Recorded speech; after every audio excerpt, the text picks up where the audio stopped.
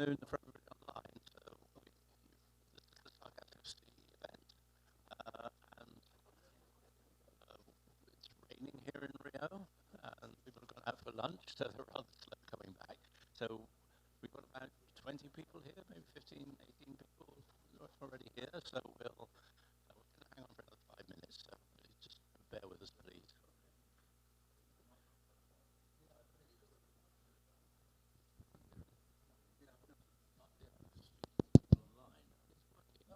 Yeah, thanks.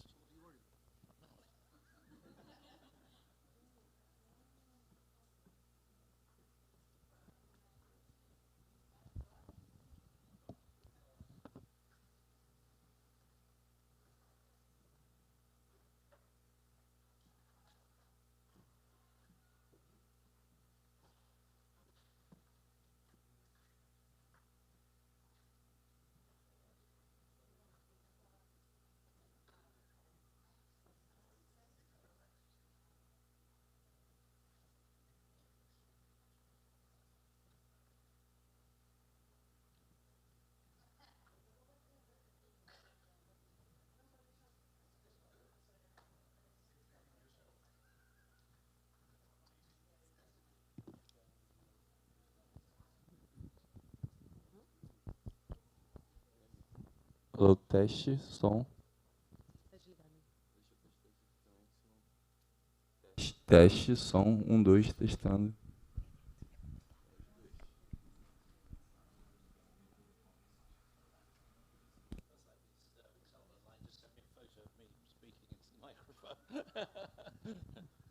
Thank you, Mina. Thank you.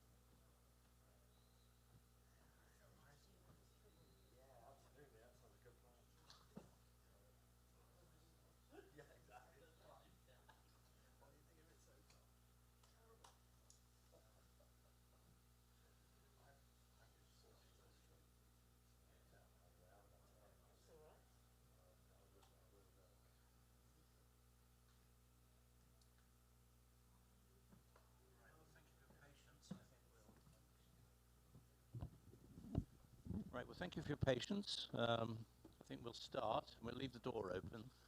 We're up to 21. So tremendous audience, and I'm reminded to hold my mic close to my chest, to my mouth. Is that right? Is everybody here? Right? Okay. Can you hear everybody? Everybody here? Really like that? Yeah. Okay. Yeah. All right. Okay. There we are. All right, so it's gone into number 10. All right, so you'll see all the slides before I start. I don't quite know why that's happening. Can I go back to the beginning, please? There we are. All right. All right, so I'm David Freestone. I'm the Executive Secretary of the Sargasso Sea Commission, and I'm going to do first of all, welcome. Thank you all for coming on such a rainy day. As our friend from Ireland said, my God, I could have been back in Ireland, on the coast of Ireland. It looks like Ireland, but it's a lot warmer here. So thanks again for coming. And we we may get others coming in, but I'm I'm just going to go a sort of run of where we go schedule for today. I'm going to do a brief introduction about the work of the Sargasso Sea Commission, and one of the things I'll just flag as we go through is how our work locks into the recommendations, the requirements of the BBNJ agreement, particularly, of course, Part 3, particularly Article 19, which lays out all the requirements for making a proposal for ABMT. So we've, this project's been running for about, well, 12 years today is actually the anniversary of the Hamilton Declaration, where we signed for the collaboration for the conservation of the Sargasso Sea. So it's actually quite a historic day for us to be doing this. And since then, we've been working fairly consistently, but with an eye at what the negotiations were, the way they were forming up for the final treaty. So this is not a surprise that we're sort of doing this in the right order, I hope, but obviously happy to take questions and comments on that. So for those of you who don't know it, then I showed this slide on panel 3. This is really explains, it's a bit old and we're actually updating it, but the values are definitely, as you'll hear later, are definitely 10 years out of date, but the issues are still similar. We can see sword fishing on the sea, the east coast, which is mostly US fleets here. We can see migratory corridor here, which is the humpbacks and the other whale species which migrate from feeding grounds in the Arctic every year to the Caribbean. And at this time of year, actually, they just started to see humpbacks coming back from the Caribbean. I was talking to Faye just now, and she in Bermuda, and she tells me they've just started seeing the first humpbacks going north. And then, so there's big annual migration, seasonal migration. It's the only place in the world, as I mentioned, where the European eel and the American eel spawn, and these live in the waters of the Americas and Europe, as you would expect, and that we have no idea why they do this. It's really, it's taken a lot, about 100 years ago, somebody surmised for the first time, Danish scientist, Schmidt, that they actually migrated to the Sargasso Sea, which is why they couldn't break the breeding cycle on land, where they were trying to get them to reproduce in tanks. But we still haven't really pinpointed the area where it happens, but that's certainly in this area, probably about, I have got a pointer, a little bit south of Bermuda here, where it says Sargassons, about 300 miles south of Bermuda. Still a lot of work going on that. Turtles use baby turtles use the Sargassum as a habitat, and they, for many years again, scientists had these lost years where they didn't know what happened to the baby turtles when they got off the beach. When they suddenly appeared, they were 18 inches long or so. So that's in the Atlantic, that's where many of them were staying. So it plays all these amazing roles in terms of wildlife habitat, but it's also very important as a carbon pump, which I was saying yesterday, 7 times more significant than an area, a similar area in other ocean areas. And David will be talking a little bit about that later. So after my introduction, David Bowsden will be talking about the socio-ecosystem diagnostic analysis, which we're just about finished. And then we'll have Eddie Intervice, who's online, who's going to be telling us about the ecosystem valuation. So he'll be blowing these figures out of the water, and he's giving his figures, which are considerably bigger than that. So 12 years ago today, about this time, actually, in the afternoon, we signed, 5 governments signed the Hamilton Declaration. They pledged to meet regularly and to collaborate in developing measures for its conservation, acting through existing organizations, that's IMO, fisheries organizations, etc. So it's not has no legal powers, it's a collaborative measure. And they designated a geographical area of collaboration, which is one of the requirements of the treaty. And then they also set up the Sargasso Sea Commission, which is unique because it is a group of independent experts. They're nominated by the signatory governments. They can also self-nominate. And then that list is then approved or not approved by the government of Bermuda, by the cabinet. It does that every year because we currently have 7 and 2 or 3 recycle after their 3-year terms. So that's the geographical area of collaboration. And they asked BBNJ Article 19, paragraph 4. So those are the current signatories, and I say they're governments advisedly because some of them are not states, but the Azores, for example, is an independent part of Portugal, Bahamas, Bermuda, British Virgin Islands, those are overseas territories of the UK, Canada, Cayman Islands, of course, as well, Dominican Republic, Monaco, United Kingdom, United States, and also right from the beginning, France and Sweden have been providing some report. That's a meeting we had to celebrate the 10th anniversary of the Hamilton Declaration. I think you're not in it, Larry. Oh, Adrian was there, right, yeah, okay. And that's the current commissioner. So we have some of the Azores, President Roberts, who's here, Elizabeth McClanahan, who's American, Dr. Frank Muller-Karga, Senator Moore from Canada, Dr. Robbie Smith. We always have a Bermudian. He's our Bermudian. David Johnson, who's the former Executive Secretary of OSPAR, and Dr. Sandy, as you call herself, Sandy O'Neill from the British Virgin Islands. Did you want to? You're right. Okay, you're right. When we signed the declaration, and we had those of you who knew Christina Jurdy, we had a tribute to her, and she was actually there with us when we were negotiating it. And it's very prescient that in 2014 we used the word stewardship. Look at the bottom paragraph to recognise the importance of it, its high ecological and biological significance, guiding principle, conservation of the Sargasso Sea ecosystem for the benefit of present and future generations. Terminology which we also find in the BBNJ agreement at the bottom, exercise a stewardship role for the Sargasso Sea and to keep its health, productivity and resilience under review. So that's been aided particularly in the last 3 years now by funding from 2 organisations. One, the Global Environment Facility, which was a project which is, in the jargon of the UN system, implemented by the UNDP and executed by IOC. We heard from Julien Barbert this morning, and also by the French facility for the global environment, for FEM. And that's the Sargadon project, which you saw the logo of the Sargadon project on every slide in the last 2 days. And this is what we're doing. And again, I did that very briefly. This is our modus operandi. I talked about this briefly yesterday. We're developing an ecosystem diagnostic. That's the baseline. And then on the basis of the information we capture and the threats we identify, we then negotiate this strategic action program, which will include conservation measures. We haven't decided what they'll be yet. We've got ideas, but they will have to be signed off by the stakeholders.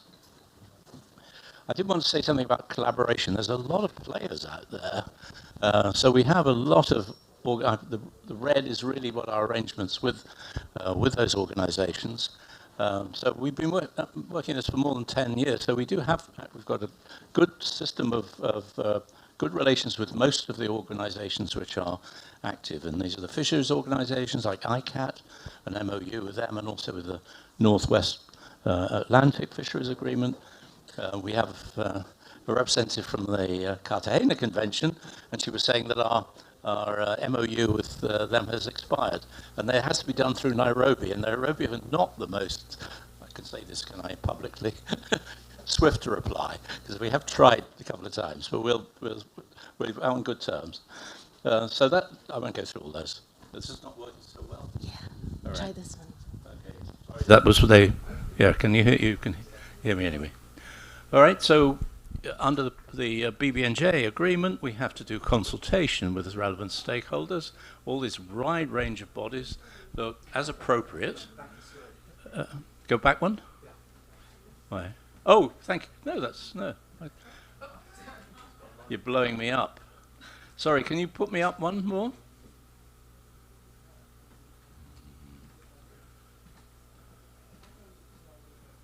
No, back now, please. Let's have a back. You got a question on that? No, it's just the organizations.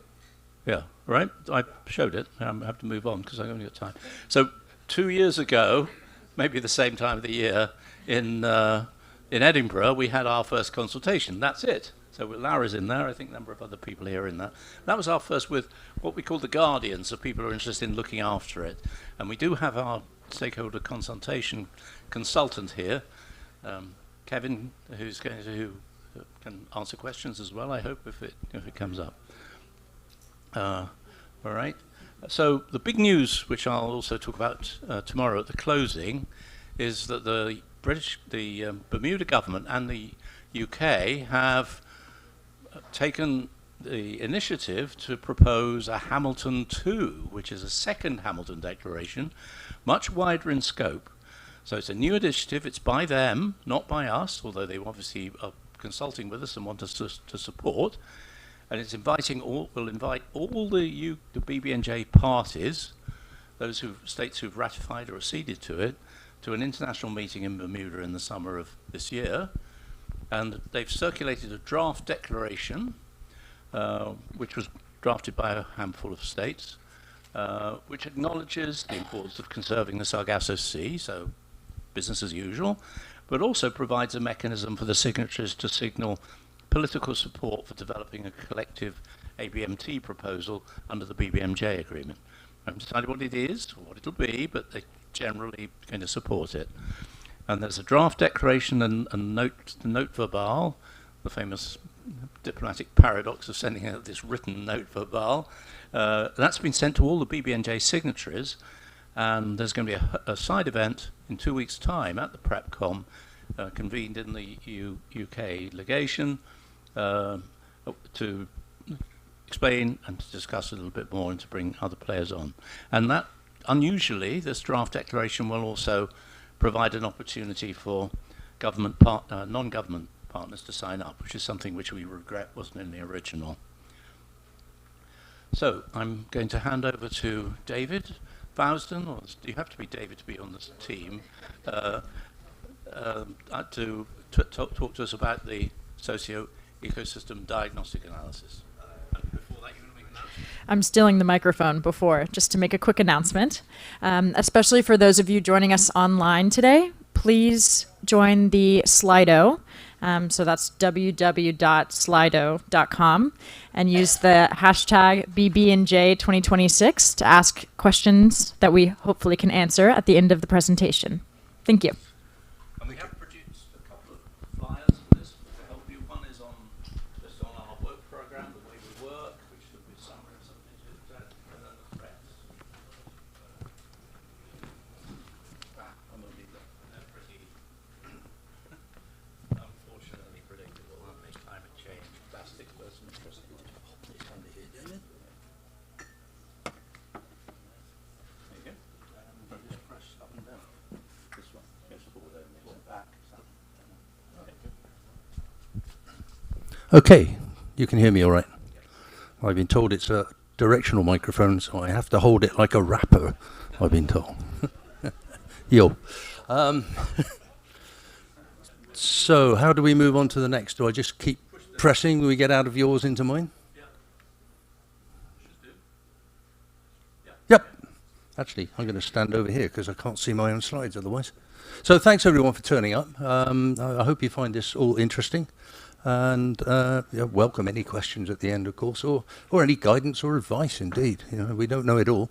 So, a socio-ecosystem diagnostic analysis. What is it? Well, it's evolved from a process that the Global Environment Facility and the United Nations have used for over 3 decades now, called the TDA-SAP process. The TDA stands for Transboundary Diagnostic Analysis, and the SAP stands for Strategic Action Program. We've changed ours to a CEDA rather than a TDA because the transboundary and transboundary diagnostic analysis refers to a political transboundary. So it's where you've got 8, 10, 14 countries all working together to produce a strategic action program.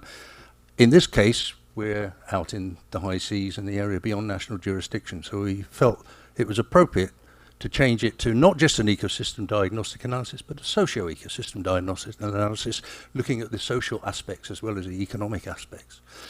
So what does it do? Well, it defines the environmental and socio-economic status of this area of the Sargasso Sea. David showed you the GAC, the Geographic Area of Collaboration. So it's looking at what is the actual status of the knowledge on oceanography, what is the status of our knowledge on the deep seas in this area, what do we know about charismatic and enigmatic fauna and flora in the area, including the sargassum itself and what it supports. But it also identifies some of the gaps in that information. And the idea of the CEDA, and it's a big document, it's over 500 pages long, with an enormous amount of up-to-the-date, best available science. As it says there, it includes the scientific knowledge, threats, commercial pressures, global connectivity. Connectivity, there's a big section in it on connectivity, on how important vertical and horizontal connectivity is. And I won't labor on that because you'll see it in a few slides. It's accompanied by a causal chain analysis. We were going to show you the causal chain analysis, but that's about 30 or 40 pages of a table, and we ran into some problems with the person who was recording it for us who couldn't be here. So I'll just talk through that towards the end. And it represents, as it says there, the accumulated work of over 25 global experts over a period of more than 4 years. And that CEDA will feed into a strategic action program, which I will then talk about. Okay. Magic. It does it without me even pressing. So the environmental status, what do we look at? Oceanographic findings, and these are some of the findings. Bear in mind that this is a huge document, so it's quite a lot of effort to actually whittle it down to this information I'm giving you in about 20 slides. So it's not detailed, but it is summarized nicely and it's accurate. So long-term monitoring, the Sargasso Sea have gone on with the BAT study, which was implemented by BIOS, and Hydrostation 2. Hydrostation and BATs have been going, well, since 1954 and 1988 to present. So it's one of the longest series of data collections of this kind anywhere in the world. And what the findings from this were are that the Sargasso Sea can act, oh gosh, it jumped, act as a sentinel for measuring changes in this kind of an environment, the climate change, etc. Okay, so moving on with the oceanographic findings, sea surface temperatures we found have risen by approximately 1.2 degrees centigrade since the 1970s, and that's down to between 200 and 400 meters, so it's quite substantial changes in temperature. And declining levels of dissolved oxygen, fallen by up to 8%, and increased acidification and salinity. And I think you mentioned that a little bit, David. It is a concern. And there you can see on the right-hand side the cycle and variability of surface temperature at the BAT station, with some of the earlier data from the Hydrostation S. And yeah, I think we can move on to the next slide, which I can do. There we go. In terms of other oceanographic findings, variability in nutrient levels, we're finding quite a lot of variation in nutrient levels over the years, and changes to the plankton community, which are almost certainly associated with that variability in nutrient levels. Primary production within the area, now I'll call it the area rather than keep referring to it as a geographical area of collaboration, has decreased by more than 25% in the last 25 years. Despite this, and we're sort of head scratching a little bit over this as to why, but despite this, carbon still seems to be being sequestered to the deep at similar levels as it has been prior to that, indicating that this may be being done by different species such as bacteria, rather than the planktonic community. So there's some research needs to be done there. Some research needs to be done there. And yeah, well, that's going to be one of the gaps that we will identify. Food webs generally are being restructured, and there's a change in species distribution, and these are occurring mainly, we feel, due to climate pressures. Moving on, the sargassum itself, as most of you probably know, acts as the basis of a whole unique ecosystem. It supports several endemic species. The figures 30 to 40 endemic species that you don't find anywhere else, I think, springs to mind. And it acts as an important nursery for fish and turtles within and moving through that region. The rafting communities of sargassum support Fewer taxa now than they used to. This is, again, is one of the findings, suggesting that the food web itself is being reorganized through physical and chemical changes in the Sargasso Sea, and shifting climate appears to be shaping the habitats that these animals inhabit. So we're seeing changes to the sargassum habitat and the species it supports with the changes that we're seeing in climate that are affecting the water chemistry effectively. In terms of threatened species, and again, you know, this is a very quick run through of a massive 500-page scientific, highly detailed scientific document. Many species rely on the Sargasso Sea, as I'm sure most of you are aware, during their life cycles, and many of them are therefore already threatened or endangered because this is the only habitat that they require during their life cycles. Further changes in the environment then could represent a tipping point for a lot of these species. It's the only spawning site for two species of endangered anguillid eel, the American and the European eel. And I think, as David said in your presentation yesterday, I believe, that we're looking at a species that is worth, on an annual basis, between 2.5 and I think it was $15 billion. Massively important economically. So, you know, that's a socio-economic finding from this socio-ecosystem diagnostic analysis. The deep sea is absolutely fascinating. We don't know the actual final depth of the Sargasso Sea, and we are planning cruises to try and rectify this, but we do know it's in places it's at least 5,000 kilometers deep. Meters, sorry, 5,000 kilometers. it'd be running through the other side of the planet, wouldn't it? Yeah. So, thank you, Jesse. Quiet, Kevin. Yes, thank you. 5,000 meters. I was trying to decide whether to say 5 kilometers or 5,000, and I got tripped up. There we go. I'm less than perfect. Damn. Extensive deep sea ecosystems. We know they're there. NOAA has done some very interesting exploratory work across the seamounts to the north of the area, as I'm calling it, through the stepping stones and various other seamounts in that area. And they do support unique deep sea biodiversity. We're finding that there are new species there that we haven't identified before.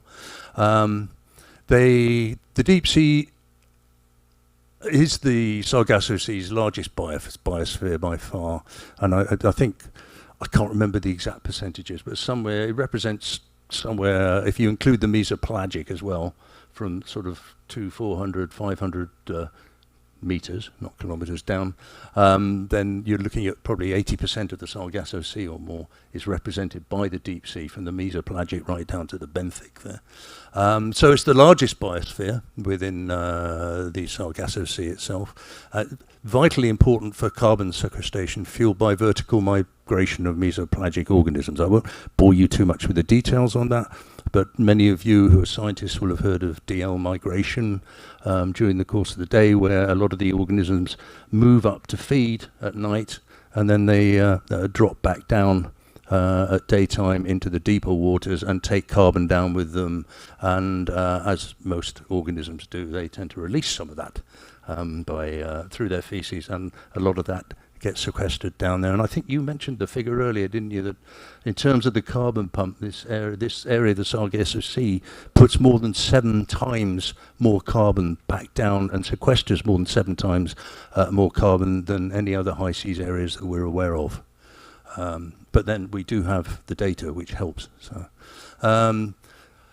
and the deepest depths remain poorly studied. I mean, that was the one big thing that came out. Alex isn't here with us. Alex Rogers wrote a lot of the stuff on the benthic. Climate-driven changes are altering the sargassum distribution, as I think I said earlier, the habitat structure and the nursery functions. But the Sargasso Sea still acts as a hub to the Atlantic, and its ecosystem services need to be conserved. And when I say acts as a hub, I'll mention this in a minute, but this is about connectivity, both vertical connectivity and the horizontal connectivity within the area, but way out of the area into the Caribbean and the North Atlantic and even across to Canary Islands, etc. And the deepest depths remain poorly studied. I think I said that earlier. In terms of shipping, extensive and increasing shipping traffic crosses the Sargasso Sea on an all-round year basis. There are risks to wildlife, including potential and actual ship strikes, particularly on cetaceans. Underwater noise, which also affects a lot of the migratory species going through the region. Potential oil spills and pollution from things like ballast water exchange and biofouling on the ships themselves, which can introduce exotic species. And the threats may significantly affect marine species, but the impacts are poorly quantified. We need more information on it. And you'll see there on the right some of the number of reported strikes to cetaceans.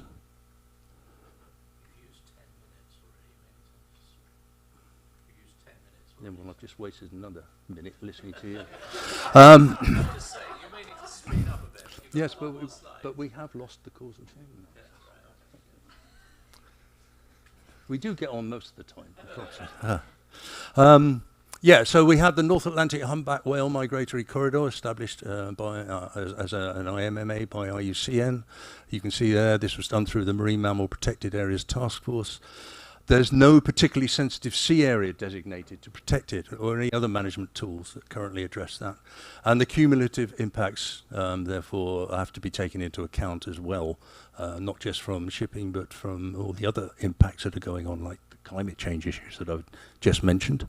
But it's fair to say that the shipping industry is highly collaborative. They've been working very closely with us in stakeholder engagement strategy. Delighted to have Lloyd's here, Lloyd's Register, our friend Tahan, who's been very supportive, thank you. And indeed, some of the big players like Maersk have been extremely supportive as well. Marine fisheries, I've got fisheries experts in the room, so I have to be very careful, yes. Sargasso Sea fisheries account for less than 0.5% of the global high seas catch, but they are targeting ecologically important pelagic species. And the distant water fleets are mainly targeting tuna, swordfish, billfish, and tuna. And it's mainly Taiwan, Spain, and US are the main fishers.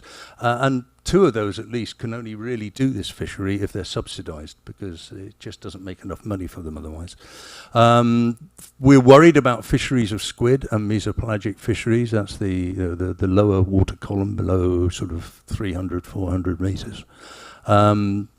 Because it's unregulated. The existing RFMOs, ICAT, which is the Atlantic Tuna Commission, and NAFO, which is the North Atlantic Fisheries Organization, neither of those are responsible for management of squid or mesopelagic fisheries.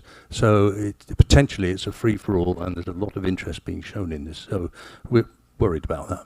Shark, turtle, and seabird bycatch are a major concern. Fishing down the chain is a major concern because both of the RFMOs really focus on the target species, but they don't consider the prey species as well. And if they lose the prey species, then obviously you get a collapse in the chain.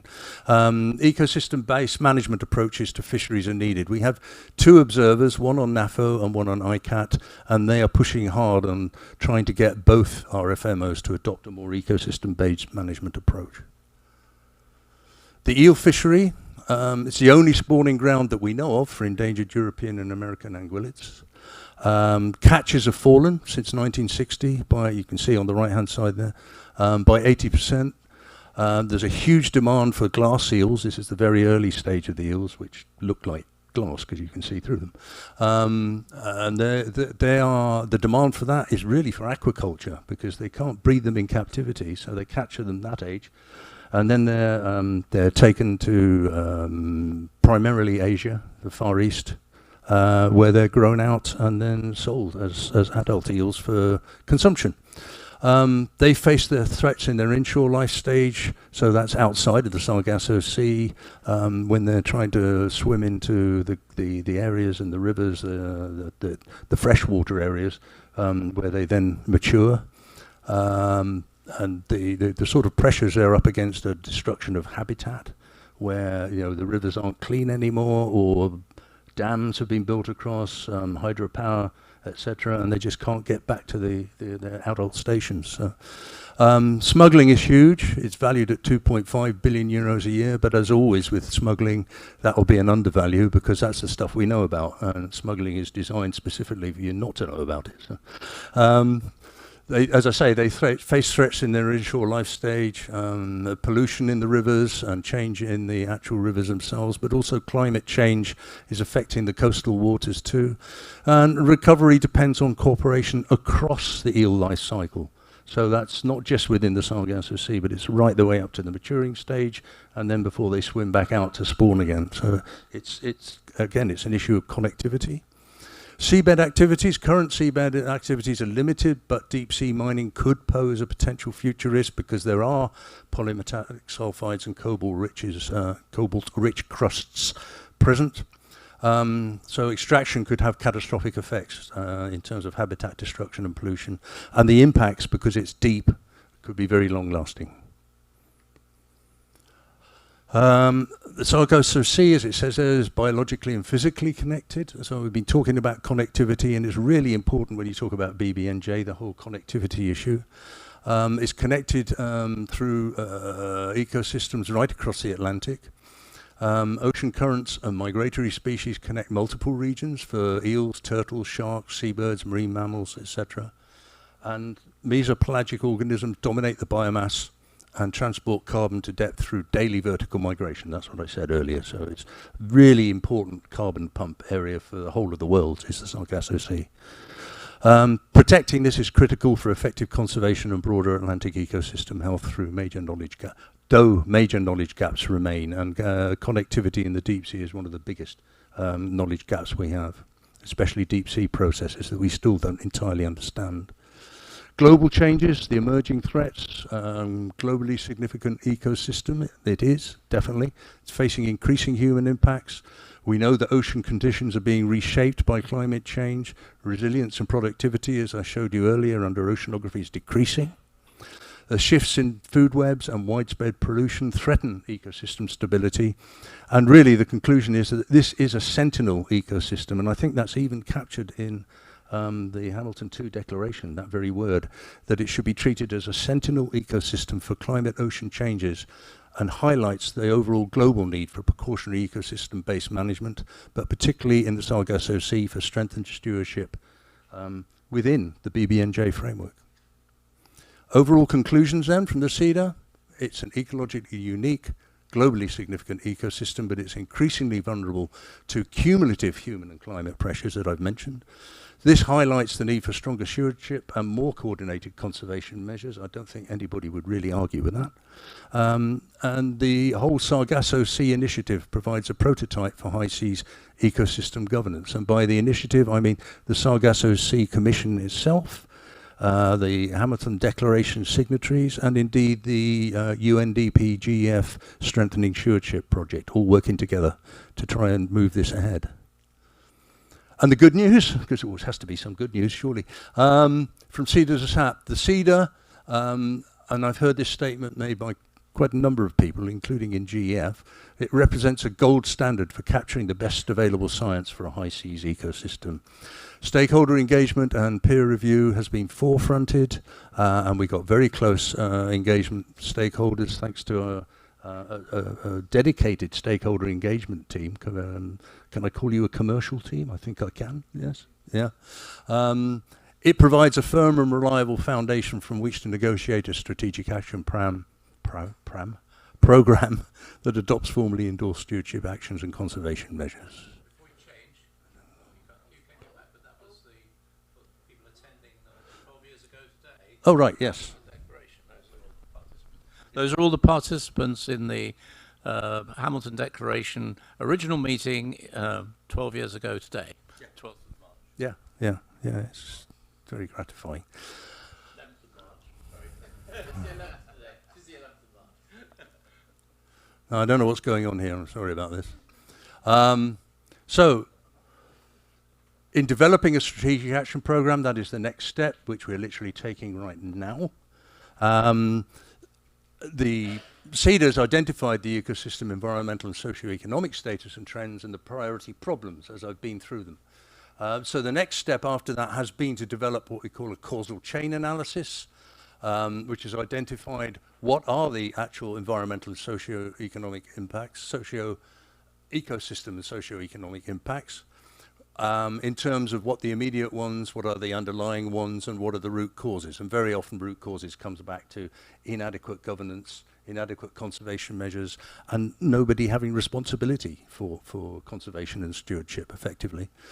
That was followed by an ecosystem valuation, which we've now finished and which you're going to hear about this afternoon, which looked at what is the value of the ecosystem globally, not just the ecosystem as it sits, but it has a massive global value in terms of goods and services, carbon sequestration, etc. And how will that alter with improved stewardship? So if we can introduce improved stewardship and conservation, how can we protect the value of the ecosystem?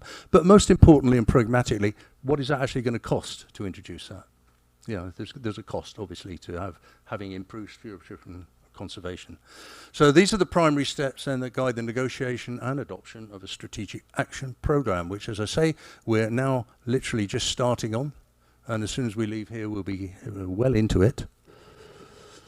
So the next steps, it sets out what is a strategic action program. It sets out the specific actions required by all of the partners and players in order to address those impacts and threats. Outlines any of the institutional improvements required, policy requirements, legal requirements, and very importantly, investments needed to resolve these ecosystem problems.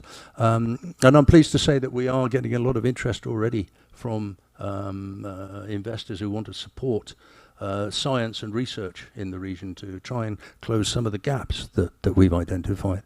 Once the SAP has been agreed, then we will seek technical assistance, capacity building and investment projects that we can develop around it.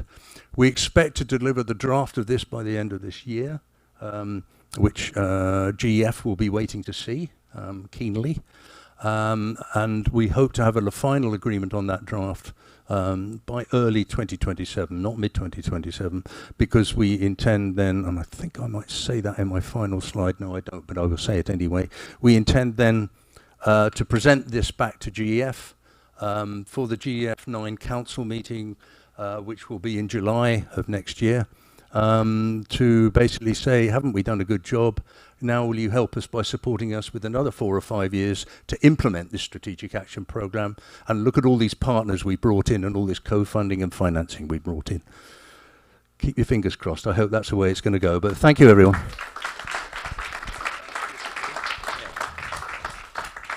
Yes, thank you, David. And sorry for the barracking from the back. I was aware of that. We're disappointed if you haven't. We're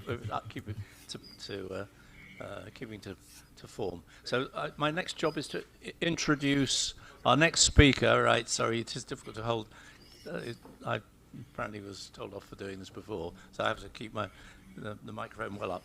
To introduce our next speaker, who's Eddie Intervice, who's done the economic assessment. So I'm hoping he's here. Eddie, welcome. Nice to see you. Yes, I'm here. Can you hear me? Yes, brilliant. Thank you. Excellent. And so we'll ask for your slides to be put up, and will you control them, or if you just say next slide, I think our team can move on to the next one for you. So over to you. Yeah, hello. I just wonder how to share.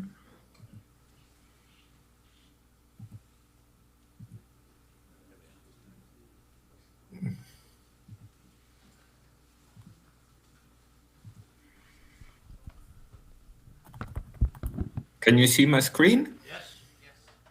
Excellent. So hello, everybody, from a mild evening in Athens, Greece.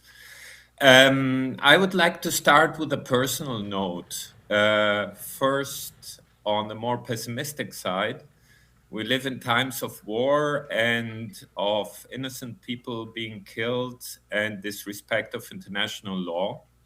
So in one sense, what difference does it make if we talk about BBNJ agreement and international cooperation? But I'll give it a positive spin because I'm a positive person. Maybe that's exactly the times where it's our responsibility as experts, scientists, policymakers, etc., to continue working and continue hoping for more and better international cooperation based on facts and figures and information that we have. But I wanted to share this thoughts because I think to completely ignore what's happening out there is a little bit difficult. I hope it's okay. So coming to my presentation, the main title is Findings of the Ecosystem Valuation work we did. But I did put a slightly bigger one, which builds on also what David Woutsen said on assessing economic value also for advancing ecosystem conservation and stewardship in the Sargasso Sea. So an ecosystem valuation exercise is basically just the starting point. What we want to actually get to, and I'll talk about this more later, is from an socioeconomics point of view, what are the costs and benefits of different stewardship options? I'll start very basic, but probably all of you have heard of ecosystem services. Many and varied benefits that humans obtain from natural environment and from properly functioning ecosystem. 2 points I would like to mention here because sometimes there is a little bit of misunderstanding. Very important is the non-use and existence and option values. So it is an anthropocentric concept, but there are ways to include also this non-use existence values, which in my view are very important. And another one is when we talk about ecosystem services is that we talk about a well-functioning ecosystem. So if you have a dead ecosystem that produces values, these are strictly speaking no ecosystem services. So if the values created through shipping or mineral extraction are, as I said, strictly speaking, no ecosystem services. At the same time, very important, when we want to support decision-making and the relevant assessment, of course, these activities and values are of huge importance. These are just 2 points I would like to clarify right from the start. I kidnap you on land. Ecosystem services do have a matter of personal viewpoints, also, especially when we talk about non-use values. There is huge literature and so on, structuring and giving the full picture of it. But here again, just to mention and to illustrate that it does have also personal perceptions behind it. Why should we do this valuation stuff? It can play, and I think important is an important role for identifying measures and strategies, especially revealing hidden trade-offs between users and making them explicit. So the starting point is to understand what is the value of the current ecosystem services in a specific area, for example, the Sargasso Sea. But then maybe the most useful part is this scenario building and assessment of different options. Having said that, my experience since I've been doing this stuff for 25 years, also what we did now to estimate the current ecosystem services values is extremely important for communication perspective and for achieving buy-in in the protection. Just by showing policymakers that this strange thing out there that's called Sargasso Sea in our case does produce and does have important values connected to it. You've been talking already 2 days about the BBNJ agreement. I mean, of course, the process in the Sargasso Sea The SAP preparation phase is very timely for us to come in with an ecosystem services valuation with early support. But also, as said, the BBNJ treaty agreement can be fed by various aspects coming from ecosystem services valuation and of socioeconomic assessments overall. We heard about the ABMTs, high seas NPAs, but also the environmental impact assessments. Just one more side note here. I found the discussion almost amusing, if it wasn't a bit sad, if we need economists in BBNJ agreement implementation. Okay, maybe I'm an economist, so I see it differently, but I wonder how we can improve high seas area stewardship management without looking at the economic aspects of it. So it's quite an interesting point. Exactly. I think values can give us something to hold on in difficult times, especially. So what was the approach we took for the valuation study? A realistic one. As always, economists come in quite late, time and resource constraints. Of course, limited data availability, especially for non-use values. So we did focus on key ecosystem services where we had also sufficient available information. I will not go into the methodological issues. I just want to mention that there's Jeff, an International Waters Learn network, IV Learn network guidance that we used on how to value ecosystem services. I put the link on there. Maybe someone is interested to have a look more on the methodological side. Interrupt you a moment, Eddie. You haven't Something told us that to we move also your slides forward. touched upon. Sorry, this is David. Sorry? You haven't told us to move your slide forward, so we're still on your opening slide. You want us to move forward? We're relying on you to tell us when to move them. Something changed here. I'm sorry. Yeah. I thought I shared the screen. Okay. Now they move, right? So you missed all my funny cartoons. That's a pity. So we are here, right? You can see it. Overall approach.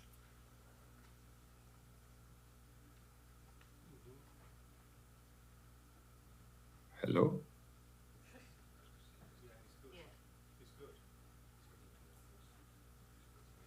Can you see my slide now? Overall Yes, everything's approach, working David? and you've got control. I think you're okay, so go. Please, go on. Okay. Sorry about that. So, yes. So, what approach we took? We did also some brief analysis on the list of main beneficiaries of these ecosystem service values, as well as a fast assessment of the values for each group, local, regional, but also international level. I think that links also to the equity discussions that took place the 2 last days. But as I said, I will not present too much on that because it was just a brief assessment. Methodologically, key additional challenge, obviously, is that we're talking about a high seas area. And that's something that very seldom has been done to this extent like we did it. So we did have to adapt our methodology to our specific area. Now I move to the next slide. I hope it works. So some main results, again, slightly afraid since I heard we have a lot of fisheries experts here, but I'll be just very brief. Some estimate of 15 to 100 million per year value in catches, mainly of this key species, tuna, swordfish, blue sharks, and eels. Depends on what data are included. On eels, we did, as David too said, look at beyond the specific ecosystem, looking at, for example, the combined market value of eels at least 62 million per year. Regarding tourism and recreation, due to the location of it, we included the Bermuda tourism sector with 414 million of expenditure. At the same time, including sports, recreational fishing, whale, bird, and turtle watching. At the same time, the global values, meaning which of these touristic recreation activities depend also on the Sargasso Sea well functioning. We know it's ecologically vital, but economically very difficult to quantify, so we didn't put a number on that. Carbon sequestration was mentioned, absorption of CO2 through biological physical processes, and a very high value of 2.4 to 15.3 billion per year. Different absorption rates assumed, that's why the big difference. And again, as already mentioned, approximately 7% of the global biological carbon pump, although the Sargasso Sea area covers just 1.1% of ocean surface. I think this corresponds to the number that we heard. Oxygen production, methodologically quite difficult, quite many uncertainties, so we didn't put a monetary estimate on it, although considered very important, as well as some numbers available on education and research related to the Sargasso Sea that also have secondary economic benefits of 13 to 14 million per year in the Bermuda research sector. Now, the important point that already raised, existence and biodiversity value. We started up with Constanza et al., which is just a proxy, but did some benefit transfer estimations based on the JFIW Learn guidance, which shows high existence and cultural values for the Sargasso Sea. So an overall number, because I think some, especially policymakers, like this overall number thing. From a scientific point of view, of course, it's at the lower end. What we did is a lower boundary estimation of 2.7 to 15.5 billion per year for the Sargasso Sea. Probably much higher, but we basically stayed on the conservative side. And it's important, and you will find that in the relevant study, which is basically done just last round of comments. You will see that we very explicitly state all the assumptions that we had to take in order to reach this number. So it's such a number cannot normally just be read by itself, but does have to be connected to the assumptions that are behind it. So overall, we can say it's a lot of money associated to it for different aspects. It's a partial picture that we give. And one of the results is that more accurate and more justified economic valuation will be important for the next steps of stewardship measures, especially if we move towards the issue of scenario building. When we didn't go that far, because it's also maybe a bit early in the SAP preparation process, what kind of measures could we take? What conservation and stewardship? The point is to build a basis that can, at a later stage, provide estimates of the costs and benefits of different options. So we try to start with this initial step.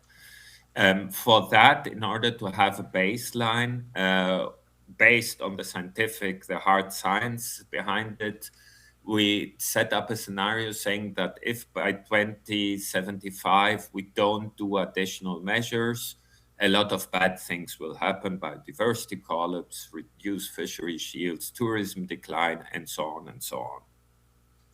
So that's the starting point. we didn't get much further into what the specific areas for action are or what specific actions. The point is that when these are put on the table in the scientific policy interface, in the development, we could come in as economists, socioeconomists, to assess the costs and benefits of these different options. Oops.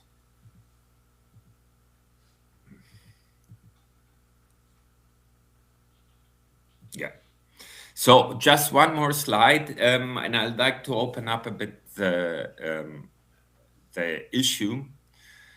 I said I think that economics, socioeconomics do present a key element of scientific knowledge, because another statement I heard today that made me slightly smile is up to now we focused a lot on science, but we also need economics. I put it a bit in brief terms. Yeah, I think economics are also science. So it's rather the hard science versus social science and humanities. And they definitely, I believe, in BBNJ agreement implementation will have to have a higher role than what we see up to now. What can it provide? Orientation, system knowledge. Yes, we do have some things, and definitely we can do more, but especially on the transformation knowledge. As we heard today, how do we take action? What works in different contexts? So I see economics as being part of this policy and governance science issue. And so especially for the Sargasso Sea, as said, when we have measures on the table, we could contribute with supporting information on what the costs and benefits are for these options. And since the Sargasso is the gold standard right now for BBNJ implementation, I think that's something that we could look at. Thanks a lot, and sorry for the hiccup with the slides. Thank you.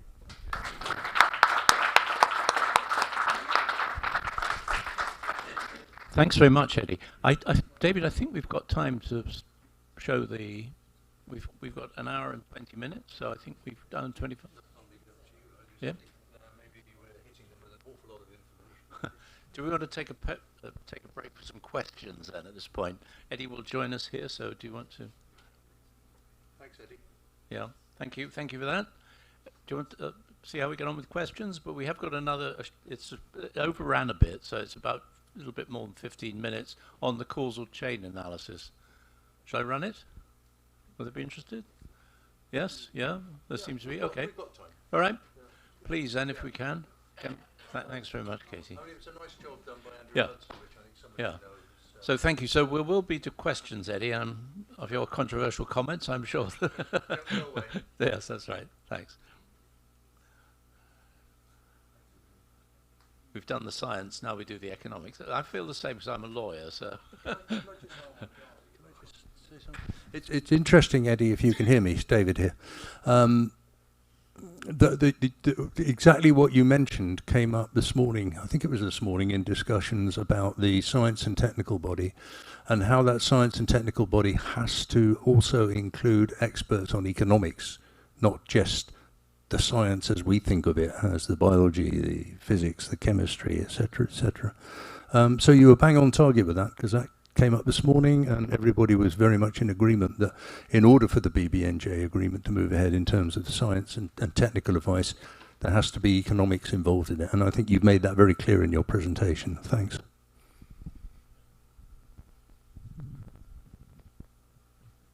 So we're just waiting for them to put the causal chain. Hello and good afternoon, everyone. And I'm pleased to join you at the symposium. So we can hear Andy, but we can't see him. No, we need to get rid of Eddie. I'll put you in the background. Unfortunately, I couldn't be there.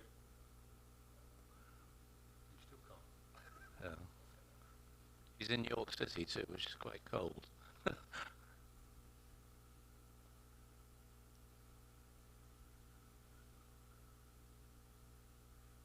I think someone has to take me off screen. I can do it. All right. Hello and good afternoon, everyone. And I'm pleased to join you at the symposium. Unfortunately, I couldn't be there in person, but through the miracles of computers, I'm able to present the causal chain analysis to you today. This is, of course, the causal chain analysis for the Sargasso Sea project. This is derived from the Sargasso Sea SEDA, or Socioeconomic Diagnostic Analysis. In essence, the SEDA, one of its key outcomes and outputs is to identify the key threats to the ecosystem, then to in turn identify what the potential and actual impacts of those threats are, both at the environmental level, but also at the socioeconomic level. It identifies the immediate causes. What's the immediate cause of that problem? Is it overfishing? Is it a specific pollutant that's coming into the system? And then, even more important, it tries to trace back these immediate causes to what are known as their root causes.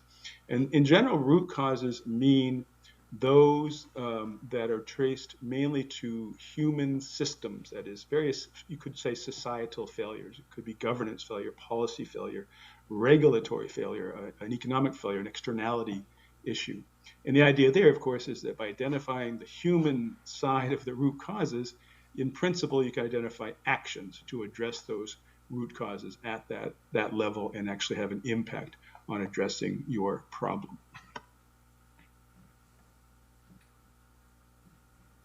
So the first threat that came out of the SEDA was basically the threat to the overall environmental status and really the oceanographic stability of the Sargasso Sea. And in principle, the main threat identified here is, of course, climate change. And we know well the threats of climate change to the ecosystem: warming of the ocean, deoxygenation, acidification, increased surface salinity, increased surface CO2. And then the environmental impacts that can lead to water column stratification that can change nutrient supply to the surface waters, which in turn can impact primary productivity, in turn impact zooplankton productivity, and basically disrupt the entire food web of the system, really alter the habitat quite markedly in some cases. There's also evidence that the current regime, particularly the AMOC, may be weakening in a few decades. Socioeconomic impacts of this kind of broad climate-driven reduction in the integrity of the ecosystem. We could see loss of fishery yields and associated profitability for the industry, reduced tourism on some of the tourism aspects that depend on a healthy Sargasso ecosystem, and lastly, the pretty well documented increase in extreme weather events that climate change is in fact driving. So the immediate understood here, it's the accumulation of greenhouse gases in the atmosphere that are altering the temperature, the pH, the salinity, and even the circulation of the ocean. The root cause is, in effect, in one sentence, that the overall externality of climate change has not been fully, or certainly properly, fully integrated into global and local level energy policy and fossil fuels, regulatory regimes.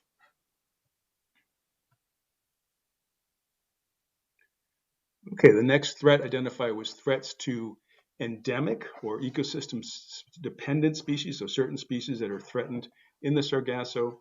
We know that at least 127 different species of fish reside in the Sargasso, at least various stages in their life cycle. And we know that these kind of habitat changes may be affecting key species: turtles, eels, sharks, mesopelagic species, all of which depend on the Sargasso Sea during all or part of their life cycle.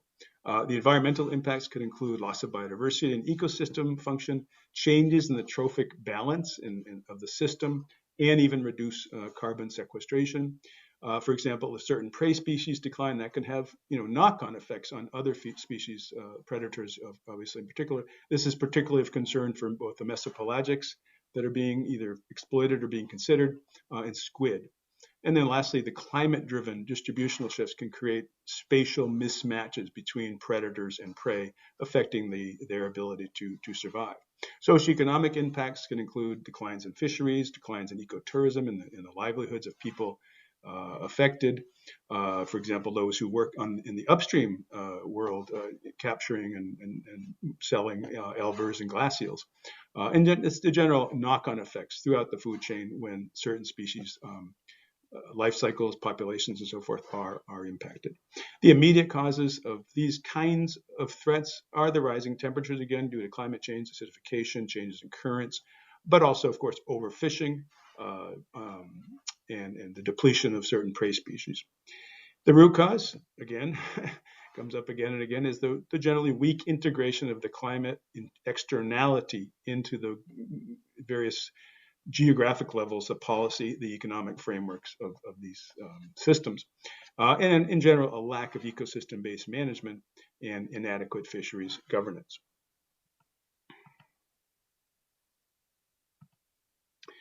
Okay, another threat was the threats to the deep water column and the seabed ecosystems. Some of these threats include deep sea fishing, both existing and potential future, trawling among them, pollution, but in particular that due to lost and abandoned fishing gear, which can damage the fragile benthic systems, and even climate change impacts, which can pervade into the deeper waters, including through acidification, changes in carbon supply to the deep ocean, and so forth.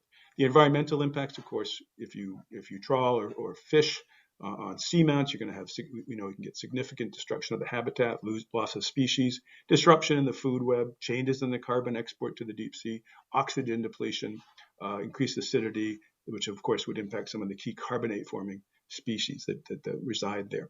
Socioeconomic impacts, you might see short-term, maybe modest profits from some of these deep sea fishers, but those could easily be followed by collapse of the fisheries. For example, the Alfonsino example. And you can have knock-on ecosystem effects on both the prey and or the predators of some of these new target species, overall loss of biodiversity, and again, reduce carbon sequestration value of the system. The immediate causes, again, accumulation of anthropogenic greenhouse gases in the atmosphere, subsidized fishing, which encourages expansion into ABNJ areas like the Sargasso and to the associated deep sea areas, and the use of certain kinds of deep water trawl gear. The root causes, subsidies to high seas fishing, poor regulation of that fishing, the absence of an effective ecosystem-based approach to fisheries, insufficient enforcement, weak climate policy integration into both policy and economic systems. Okay, the next main threat identified was shipping. So the potential threats, well understood, ship strikes, particularly of cetaceans, the introduction of invasive species from either ballast water or biofouling, pollution from ships, oil, chemical, etc., underwater noise, a new and quite serious issue, and general physical disturbance can occur to the Sargasso mats. The environmental impacts, of course, can include both injury and mortality of cetaceans, the introduction of invasive species, which can quite seriously perturb an ecosystem, stress of noise, not just on cetaceans, but on other species, damage specifically to the Sargassum habitat, the impacts of certain ship-derived pollutants, toxics on the ecosystem and on species, on everything from growth, reproduction, and so forth. Socioeconomic impacts could include, of course, loss in whale watching revenue if the whale populations are depleted, alien invasive species, they can target key food chain species, affecting fisheries both up and down the food chain. And lastly, the potential for human health risks if seafood is accumulating selected pollutants, including potentially plastics that can have risks to human that consume that seafood. The immediate causes of these threats generally seems to be a lack, certainly, of state-of-the-art ship strike avoidance opportunities and mechanisms, the potential for the unintentional introduction of invasive species, inadequate ship waste management, lack of effective noise mitigations from ship, and the use of these open loop scrubbers. The root causes relate in general to insufficient maritime legislation and or the weak enforcement of existing maritime conventions, the lack of economic incentives for cleaner shipping, the inadequate port facilities, for example, with closed loop collection scrubbers, in general, weak or infrequent use by ship designers of the fairly new 2023 IMO guidelines that are aimed at reducing underwater noise, and of course these being voluntary guidelines at this point. Okay, the next major threat identified is to the marine fishery sector, and here we're talking mainly the pelagic fisheries. We know about 5 of the 11 main target species are considered overfished at some level, but bycatch has emerged in the CETA as one of the main issues, and the potential for the beginning of unregulated targeting of some new mesopelagic / deep sea species. Environmental impacts of overfishing, of course, can include stock depletion. Bycatch can affect the broader trophic webs, for example, by removing apex predators from the ecosystem, particularly like sharks. Overall impact on the ecosystem biodiversity. Squid and mesopelagics are considered very important prey for tuna, some of the tuna and tuna-like species, and they also have a role in carbon sequestration. So any impacts on those species could have knock-on effects on other levels of the trophic system.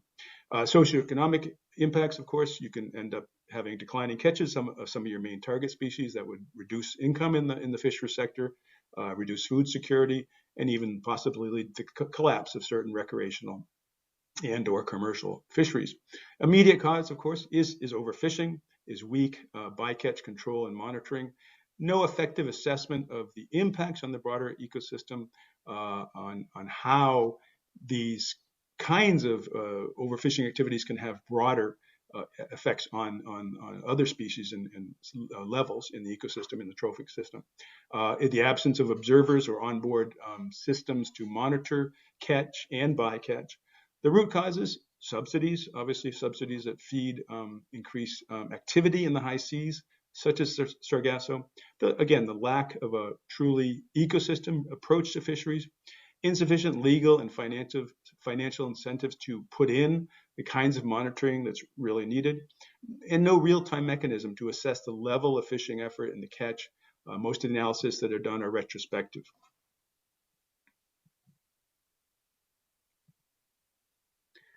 So next, of course, the key threat was identified related to the catadromous fisheries, and in particular, of course, the eels that migrate to both the North America and to Europe and to Africa.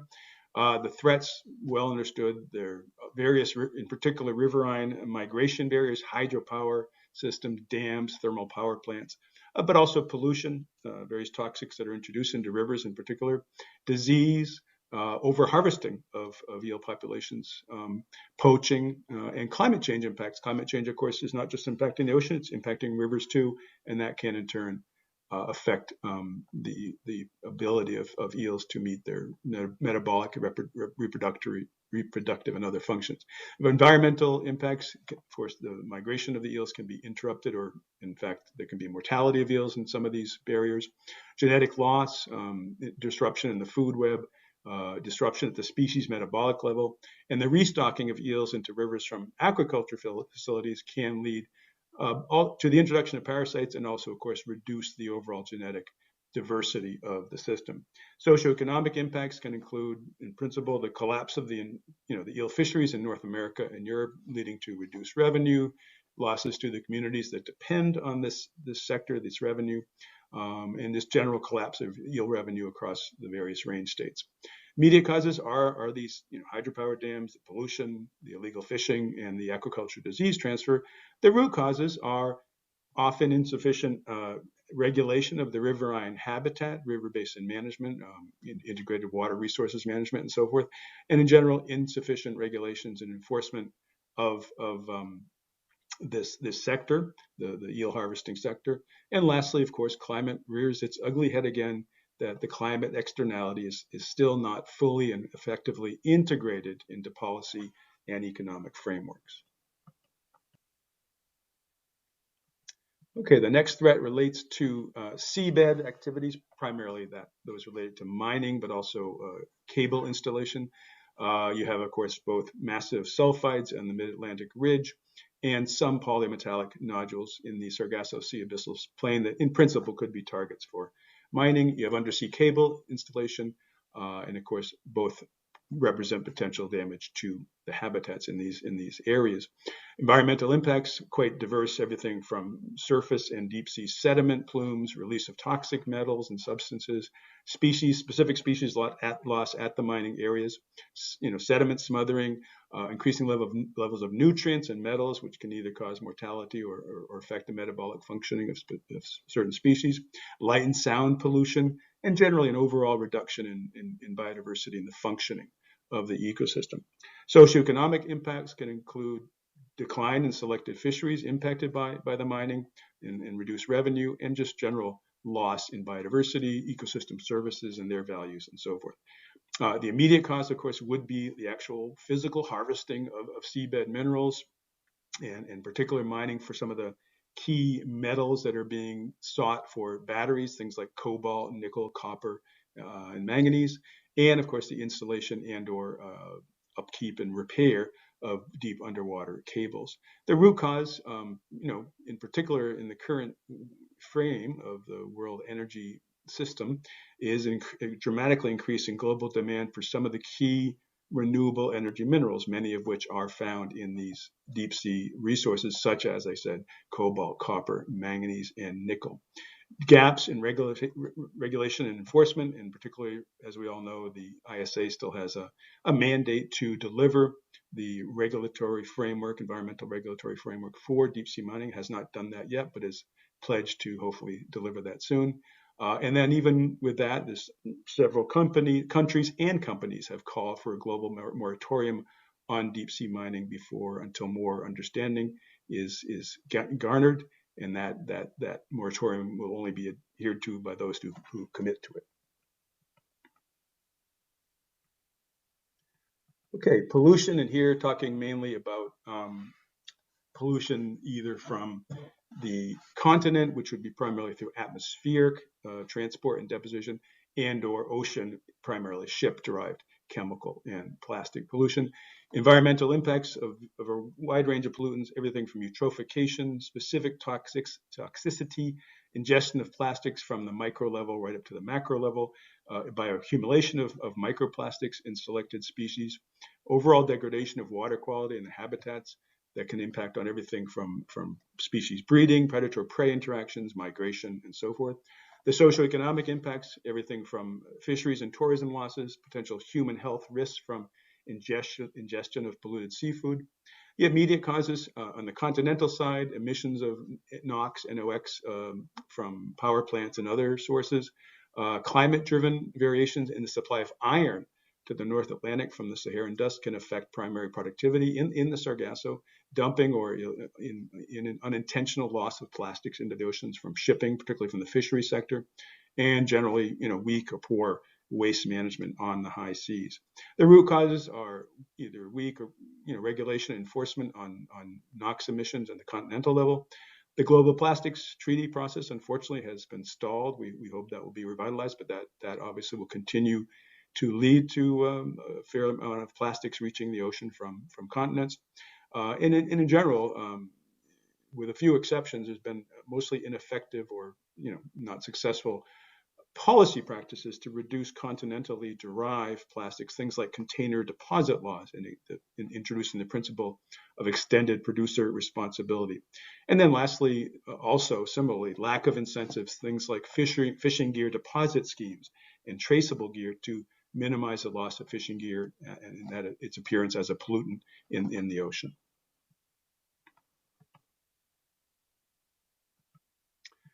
Okay, the last threat is that related to connectivity. The Sargasso is clearly a highly connected ecosystem to areas far and beyond the Sargasso itself, both to the continental coastal zone, coastal areas, but also, of course, through the connection with the eel, migration patterns and spawning patterns to the entire, really, not entire, but large areas of river basin drainage in both North America and the European and African continents to the Atlantic. So it's a highly linked system. Some of the potential threats related to this connectivity issue include disruption of ecological linkages between the Sargasso and the coastal systems. There are many fish species that may inhabit both areas in different parts of their life cycle. Bycatch in the Sargasso could impact coastal fisheries. We could see reduction in vertical carbon sequestration, and even the long distance shipping noise can penetrate hundreds or even thousands of miles, and that may impact organisms beyond the technical boundaries of the Sargasso Sea. Environmental impacts, you can see disturbance of these ABNJ areas for the spawning or nurturing of juvenile life stages, changes in migration patterns, nutrient cycling, and so forth, specific damage to seamounts, causing that damage. Noise can, of course, affect the ability of cetaceans to communicate, particularly over long distance. That can affect their feeding, their migration, their reproduction cycles, and so forth. And even the changes in the diel vertical migration of planktonic organisms may be happening. Socioeconomic impacts of these connectivity-related threats include reduced fisheries yields, impacts on migratory species, some of which distant coastal communities could depend on, decline in the carbon sink and the economic value of that, and just general and broad loss of ecosystem services. The immediate cause, again, accumulation of greenhouse gases in the atmosphere, overfishing, bycatch, ship noise pollution, and generally an inadequate understanding and attention to an integration, incorporation of this important connectivity linkages and threats in the Sargasso and adjacent areas. The root cause, again, climate change still is not sufficiently fully integrated into global and local policy and economic frameworks. There's an insufficient policy, regulatory enforcement of the fisheries sector, insufficient policy and financial incentives for bycatch avoidance, insufficient policy and financial incentive to reduce pollution and other risks. And lastly, the general and overall need for improved high seas and transboundary governance in the incorporation and implementation of a truly integrated ABNJ management strategy. So thank you for your attention. It was a pleasure to share this with you, and I hope my colleagues in the Sargasso team can follow up and answer any questions. Okay, well, thanks. Unfortunately, isn't there the clause, but I'll pass that on. So thanks very much to Andy Hudson for doing that. So we do have half an hour left. So we've got good time for questions. Are we supposed to finish at 4:30? 4. All right. Well, we're over time. We can take a couple of questions though, if you're prepared to. Is there a couple? Yeah, please, Matt. I've got one on the messaging around. Oh, sorry. It's a question around the messaging around the socioeconomics, because we put a value on the stuff we know, and and that was a really nice analysis. But of course, there's loads that we don't know in the Sargasso Sea, and once we go out to other high seas areas, there's even more gaps in our knowledge. So how do we have a narrative that suggests that there's a not yet known, an unquantifiable value, a potential value? That's the word I'm looking for, really, because there's always a risk that we think it's really impressive. We valued this at whatever $1 billion, but it could be worth 10 or 100 times that amount. We just don't know yet. So what's the narrative around that message? Yes, you're looking at me as you ask the question, but I'm hoping that Eddie is listening. Eddie, are you on? You want to have a shot at that? I hope he isn't. You are still there, right? Yes, can you hear me? Yes, did you hear the question? Yeah. Yeah. Yes, I did. We need smart argumentation, I guess. It's a fact that even in the Sargasso Sea, where we know more than at the other high seas areas, there is a lot we don't know.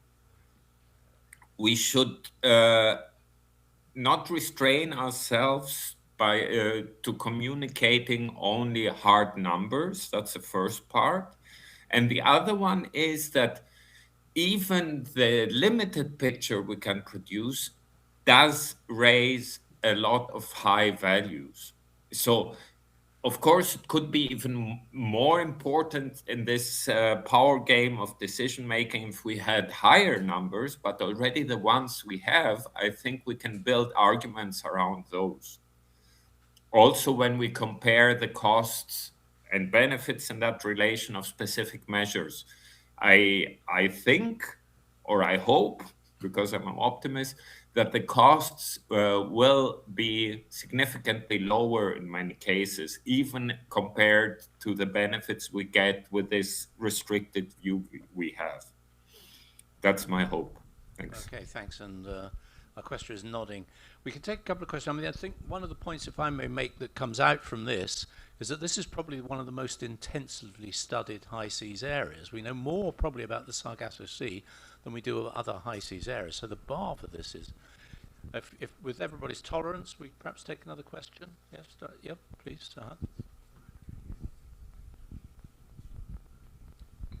Thanks, David. It's more of a suggestion. I noted this analysis all based on the ecosystem services value. So have you also considered, or in future planning, to think about what would be the cost of disruption to the ocean-based industries of a potential management actions? I noted the term cost of increased stewardship, but I didn't understand fully. I was in the first two presentation. That's by the David, okay? David did that one. Just to understand, because at some point, this question will be raised, and then the speculation started to appear. It's probably it's good to have that narrative in the hand, and also for the industry to understand if there is a price to pay, and what would be that price, and whether it's worth of paying. And then it can also help them to de-risk the compliance, thinking about like which areas within the industry is more affected, and which regulation they need to be, or which operation action they need to be prioritized on. So it's overall could provide more benefit if that side of the cost analysis is included in your future planning. So yeah, just a thought. Thank you. Can I directly take this one? Yeah, I think you can, Andy. Let me just jump in with an observation here, and then we'll bounce. Let me just jump in with an observation here, and then I'll bounce it across to you to respond. Hassan, as you probably know, we're working very closely with BIMCO, which represents, 70% of the world's shipping.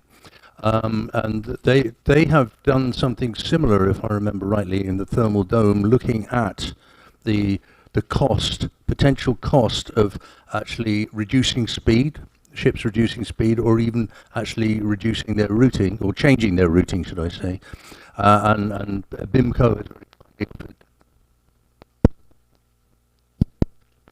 very kindly offered, sorry, the microphone, sorry Eddie, the microphone keeps failing on me.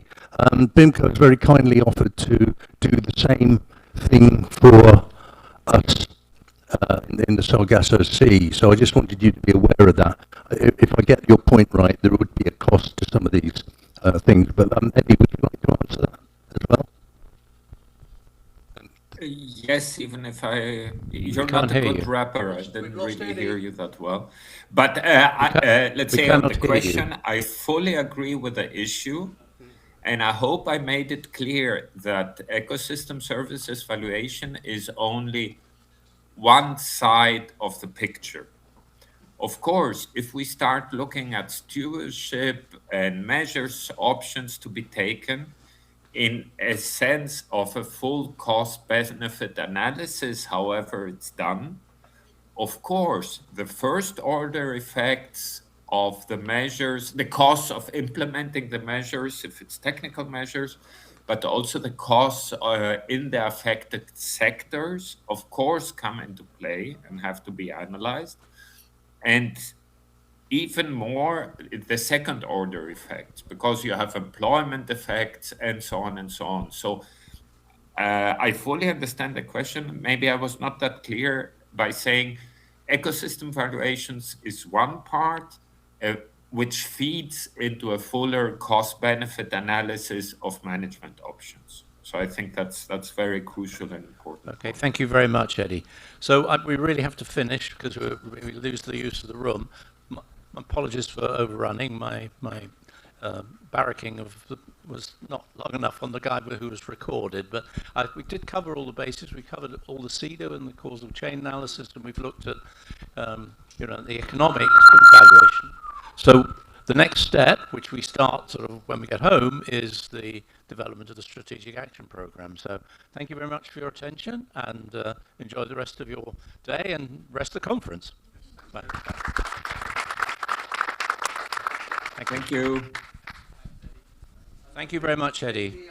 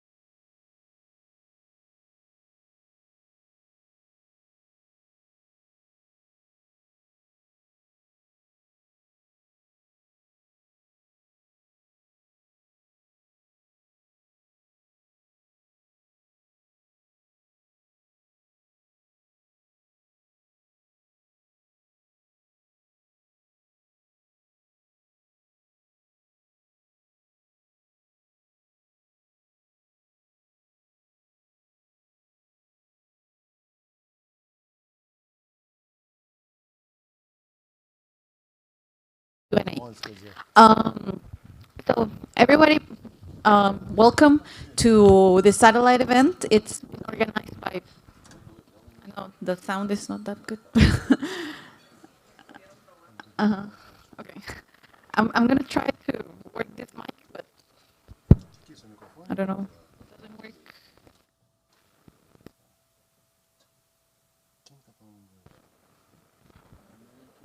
Okay, I'm going to try again. Do you hear me okay? No, ¿verdad?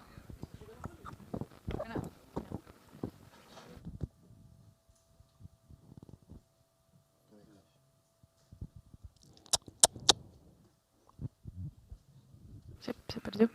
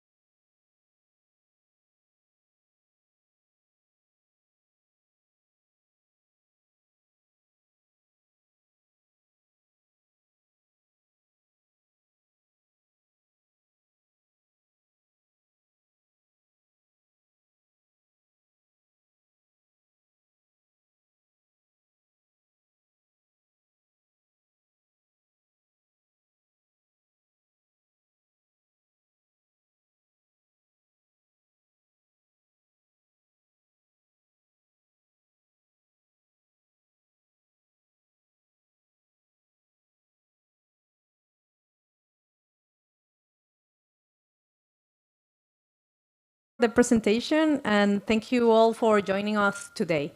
Well, the objective of this event, let me check.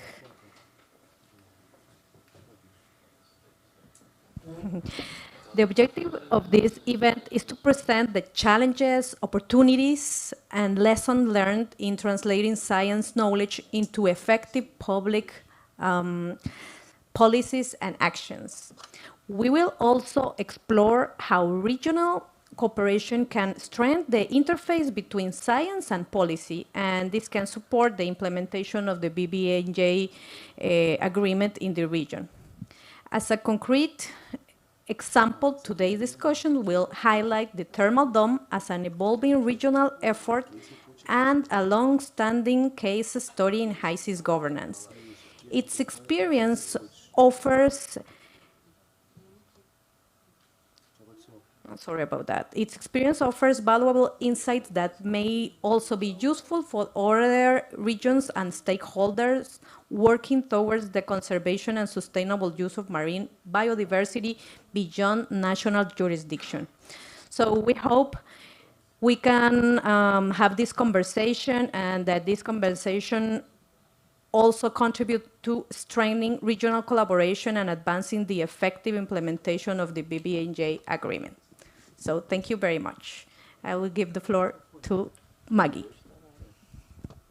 Thank you, Rizli. We will now begin with the first presentation. It's being done by let me just Luana Sega from Global Fishing Watch Brazil. She is the country officer in Brazil. She is an oceanographer, and she will be presenting the name of the section is called Scientific Sector Challenges in Advancing the Use of Science and Technology Tools for Policy Development in the Eastern Tropical Pacific.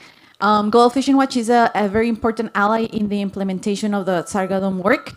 So we're very, very thankful for you to be here and to present, and yeah, again.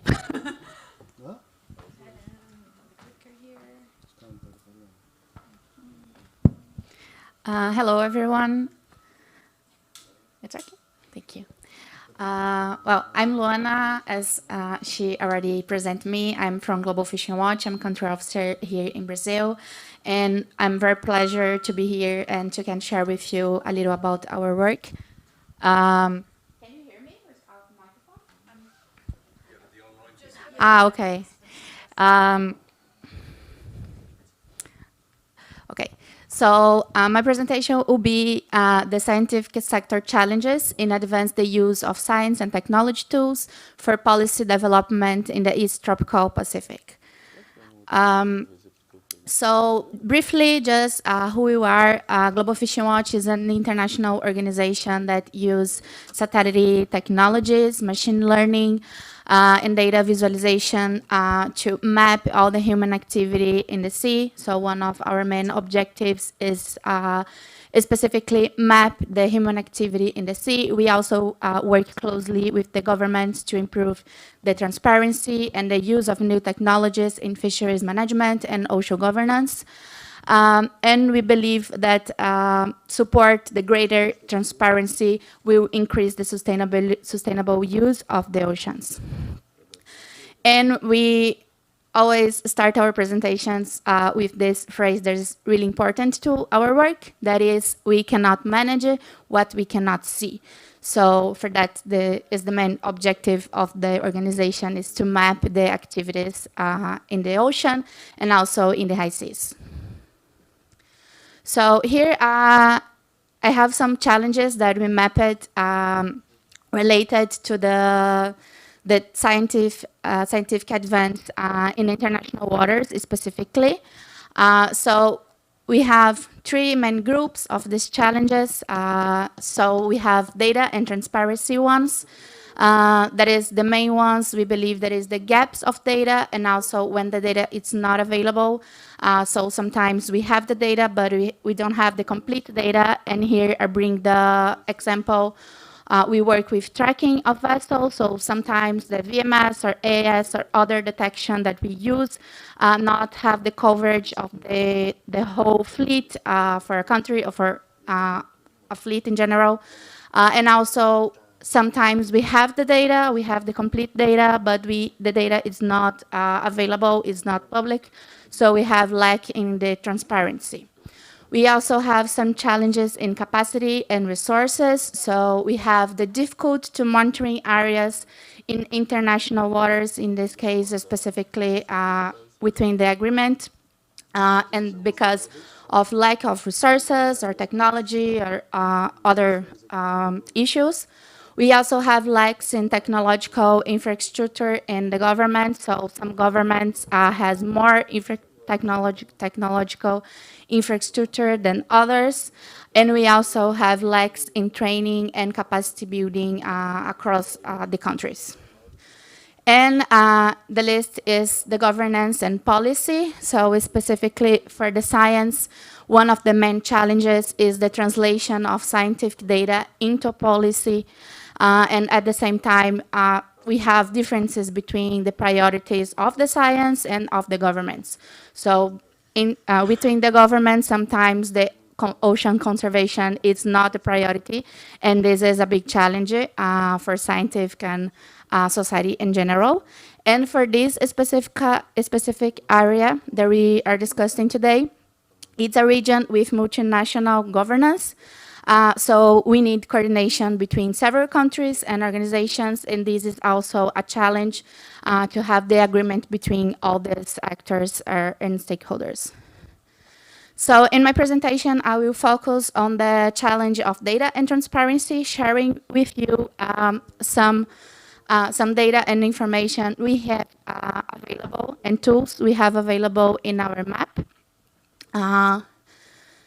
So Global Fishing Watch are combining different vessel tracking and detection technologies to map the human activity at the sea, as I already mentioned for you. So we have a lot of types of trackings and detections. We work with automatic identification system, that is the AIS, and also with vessel monitoring system, that is the VMS, that is the fisheries tracking of countries. We have today in our map 14 countries that already open their data public, make the data public through our map. We also work with other detections, less optical imagery, nighttime lights, and radar. So our platform provides, we have information since 2012 from all the types of vessels. The data is near in real time. We have a delay of 72 hours for publishing the data. And we work in a way that our platform and all the tools be easily to use and accessible and free to everyone. So we have basically 3 types of layers of information. So we have the human activities for all the human activities, not just for fisheries. And we also work with oceanographic data and biological data. So here I will share with you some images from our map very briefly, just to highlight the types of data and tools we have available. So here is the area of the dome, and we have analysis, for example, for all vessels that are in the AIS tracking system. We have here example of ship detections by VIRS and by SAR. Here is an example of the apparent fishing effort for AIS data through the last year of 2025. We can also make analysis directly into our map about the apparent fishing effort. We can add another layers also, and we have this type of analysis of the evolution of the fisheries activity in a specific area. Here's an example of the VMS data from the governments, the countries. We already have the data public in our map. Here is an example of analysis we can also do in the platform that is about the speed filter. We can filter the vessels by the speed. So in this case, the pink one is the vessels that are in more than 15 knots, and yellow ones is less than 15 knots. So this is also a type of analysis, and it's really useful when we put together species record tracks, so we can see the interaction of the vessels and of the specific species of interest. We can also have analysis about the before and after period of time. So for example, for an analysis in an area that we will have a new MPA or other type of protecting area, we can analyze the activity, the fishing activity before and after the creation. We can also have information specifically about vessels. So in this case is an example of the 5 vessels with more activity in the area, and this is the full tracking for the whole year of these 5 vessels. We can also have the registry information of this vessel in our vessel viewer tool, when we have a lot of information about characteristics, honor, and other information of the vessels. We can combining layers with layers of the activity with other layers. So as I mentioned, we have oceanographic data. So we can, this example of the sea surface temperature and the currents layers. We also have some events for our data from AIS. So we have parent fishing effort, entries, imports, loitering, encounters. And we also can compare, for example, AIS and VMS apparent fishing effort in the same areas. And as I already mentioned, we can upload other tracks, for example, for species or other data. We have all the users can upload their own data and include in the analysis in the platform. And just to highlight that Global Fishing Watch continue updating our platform with feedback by the users. So here I bring to you 3 examples or things we are doing right now. So we just launched new environmental layers for wind and for currents. We have, I think, more than 20 environmental layers right now in the map. It is in under development for the next month, events for VMS data. So these events I just mentioned for you, that we have available for AIS data, we will have available for VMS data of each country. And we also working with scientists in a prototype to have status of indicators for species populations in CEMAR MPAs. So CEMAR is area in Pacific for you that don't know. And they have some MPAs there. And the objective is to have levels of indicators, for example, green, red, and yellow, to governments, donors, other stakeholders can see if the MPA is in a good way or not, based on the level of the population of the species that these MPAs should protecting. And to conclude my presentation, I would like to highlight how Global Fishing Watch can offer support to governments and to other organizations to address these challenges that I highlighted in the beginning. So related to data and transparency, we can fill gaps with comprehensive analysis of available data that I show briefly to you here. We are also makes vessel data and fishing and other human activities public through our platform. Related to capacity and resources, we can enable the monitoring of international waters without the need for physical presence. So as I mentioned, it's really difficult to have information of the international waters because of distance, resources, and satellite data provides this information.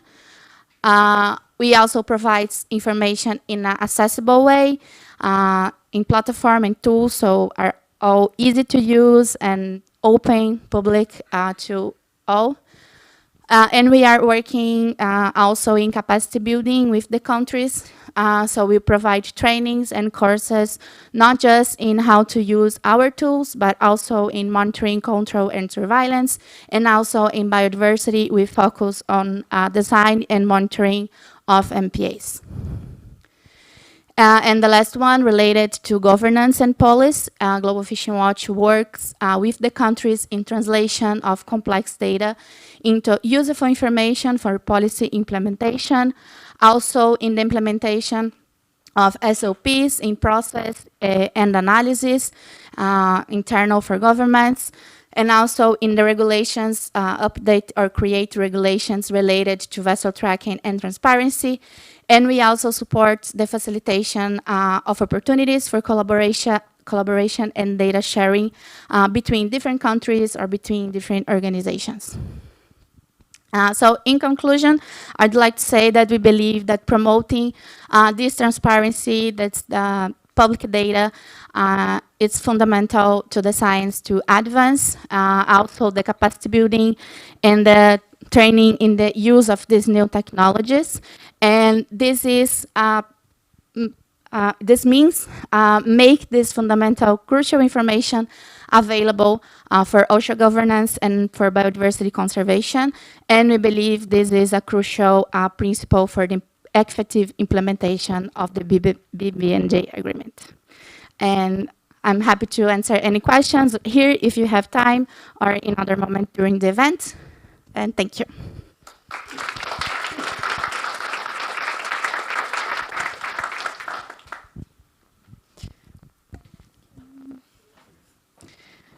Thank you, Luana. We will be moving on to our next presentation. It will be made by Sara Celaya. Sara is the senior officer, policy officer in AIDA. She's from Honduras. She was part of the delegation, of the Honduran delegation during the BBNJ negotiations. So she knows a lot about the subject.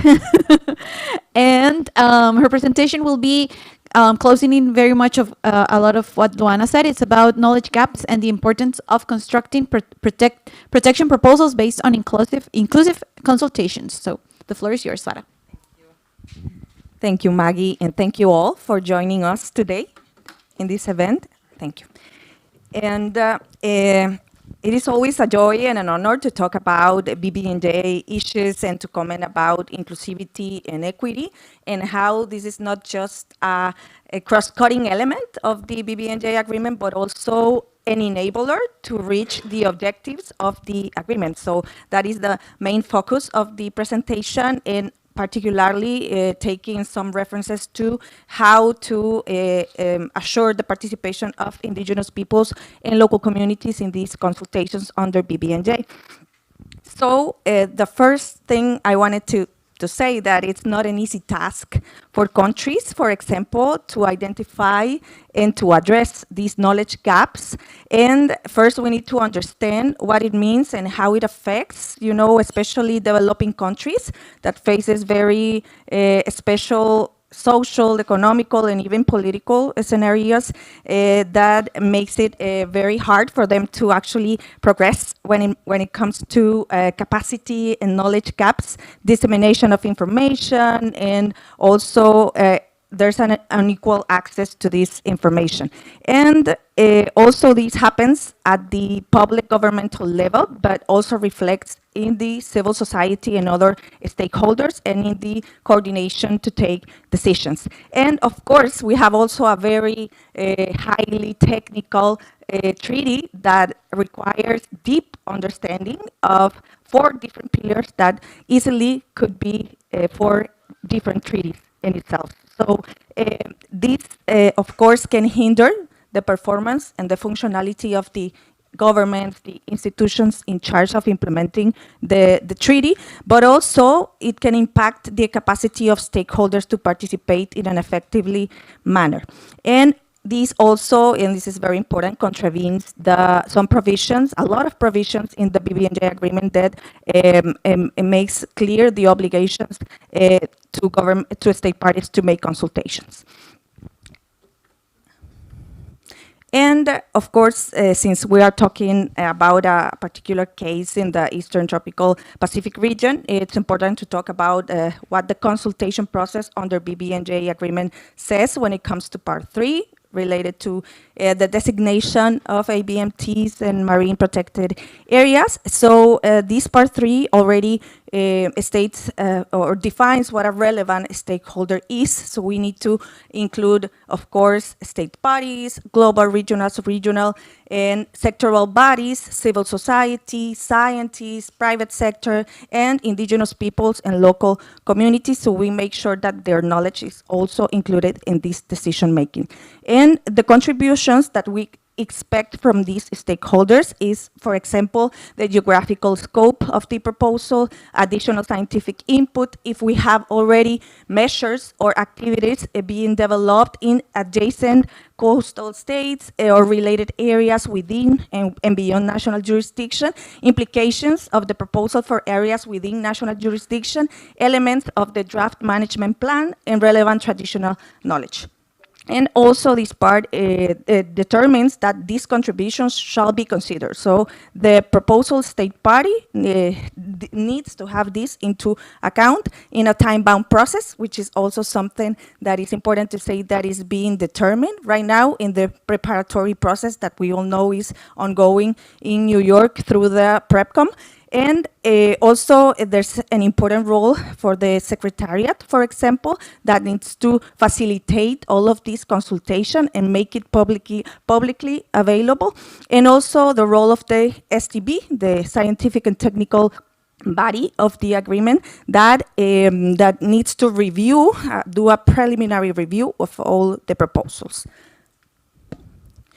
But also, we cannot leave behind some other consultation processes in the Part 2 and Part 4 of the BBNJ agreement. So when we're talking about marine genetic resources, there's a very strong language when it comes to accessing the traditional knowledge associated to indigenous peoples and local communities. So we see in the Article 13 that this traditional knowledge needs to be accessed only through a free, prior and informed consent, approval, or involvement of these peoples and communities.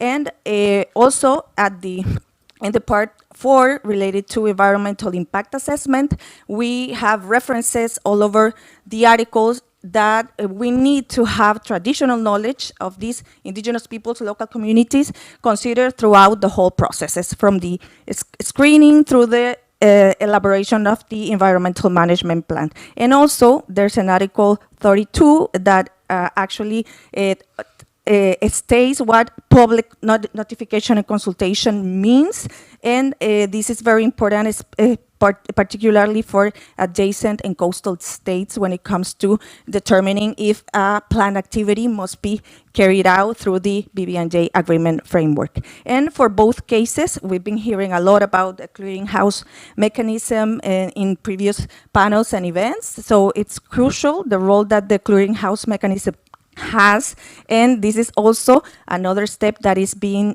taken through the preparatory commission, defining how the first phase of this clearinghouse mechanism is going to be developed in order for state parties to actually fulfill all of these obligations that are already in place since January of this year.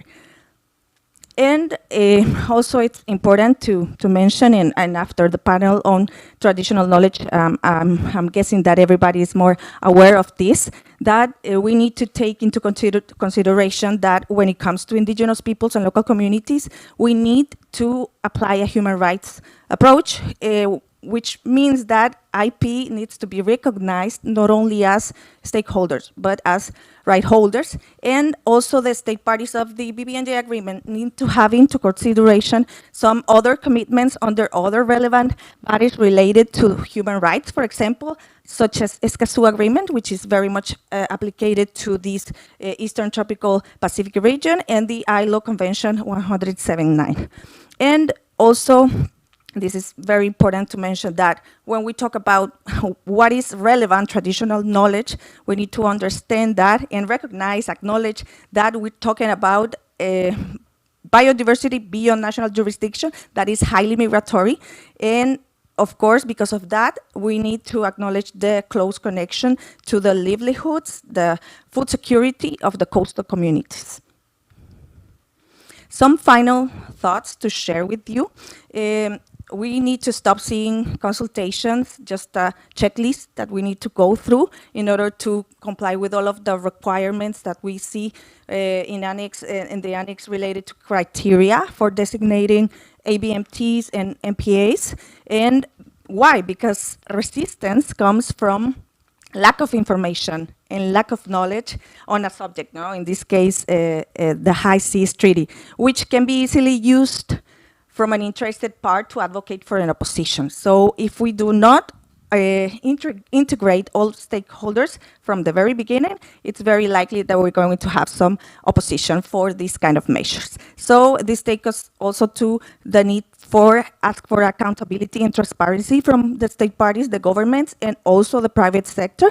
And also a big responsibility for states is to have clear rules to regulate the participation pathways, which must be, in the case of indigenous peoples, not just mandatory, but legally binding, which is different. And this also connects to the need to have effective national and regional coordination mechanism, which is a big weakness in our region. We need to acknowledge that. And these rules must reflect and respect these principles that we already mentioned, established in other legal frameworks, such as Escazú Agreement. And it's also important to mention that we have also a part 5 of the BBNJ agreement that is related to capacity building and transfer of marine technology. And this component of the agreement plays a key role in order to close these gaps in information, in knowledge, to bring equity and justice to the table of the decision makers. So closing gaps in knowledge and information and ensuring inclusive participation will help us to do this. First, make the BBNJ agreement an instrument that is responsive to the priorities and needs of all state parties, but particularly developing countries and all stakeholders, with special attention to communities, indigenous peoples that are not in the same position as other stakeholders. And it's important to mention that also the BBNJ agreement it tries to bring the traditional and indigenous knowledge to the same level of science, to take best practices and different perspectives coming from these people and communities. And this also would allow us to reach the objectives of the BBNJ agreement through cross-sectoral approaches, coordination at all levels, at the local, national, regional, and global scale. And to close up, I also wanted to mention that in this very wide range of stakeholders list, we need, of course, legal experts, we need marine scientists, we need diplomats, but we also need experts when it comes to traditional knowledge, and we need to have those traditional knowledge holders included in this decision-making table. And so the agreement can actually coordinate properly with all of these different instruments, and so we can actually reach out its full potential to protect our big blue planet and our biggest common good without leaving any communities behind. So this is my stake and my part, so thank you so much.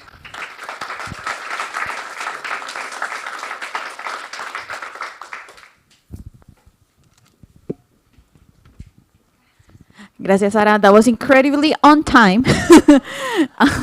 So thank you very much for that. We will continue with a pun intended deep dive on the thermal dome. It will be presented by Andres Beita. He is the science coordinator at Fundación Mar Viva Costa Rica, and he's part of the scientific team of the Sarga Dome thermal dome component. And he will be presenting the thermal dome as a case study and about the oceanographic dynamics, biodiversity, and ecosystem services of this key ecosystem. So the floor is yours, Andres. Thank you, Maggie.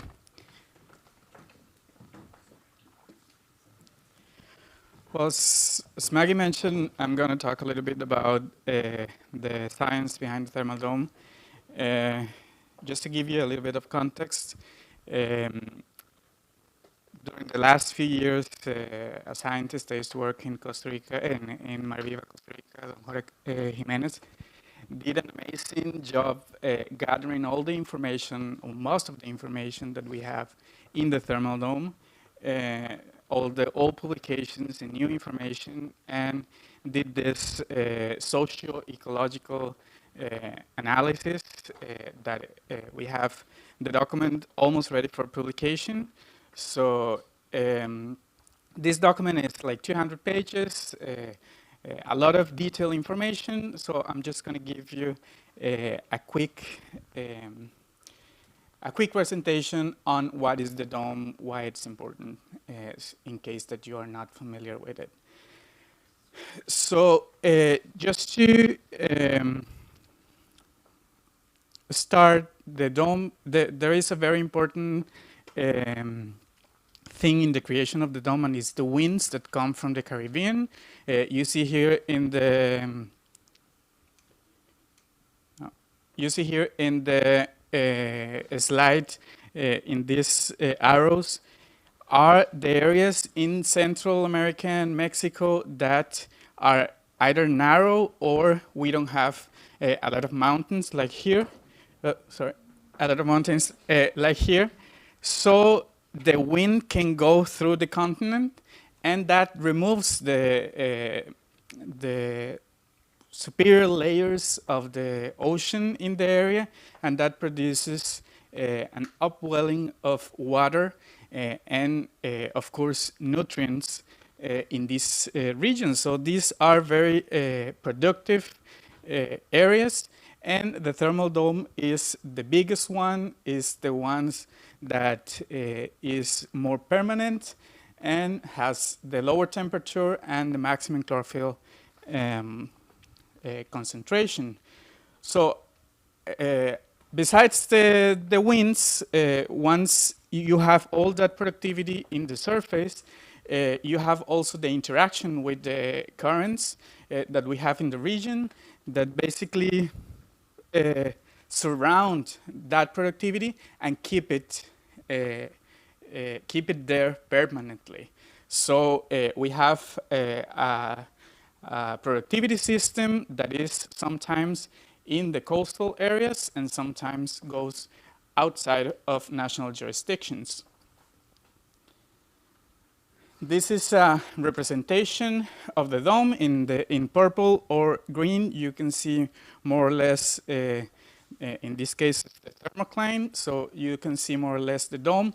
So you see that at the beginning of the year, you have the dome basically forming in the coastal areas.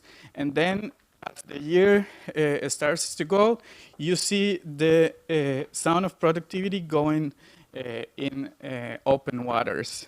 So it's a very dynamic system. Then you also have some oceanographic or conditions like El Niño and La Niña phases in the Eastern Tropical Pacific that also affect the distribution or the extent of the thermal dome. For example, in the middle you have, in a normal year where we don't have El Niño or La Niña, the normal extension of the dome.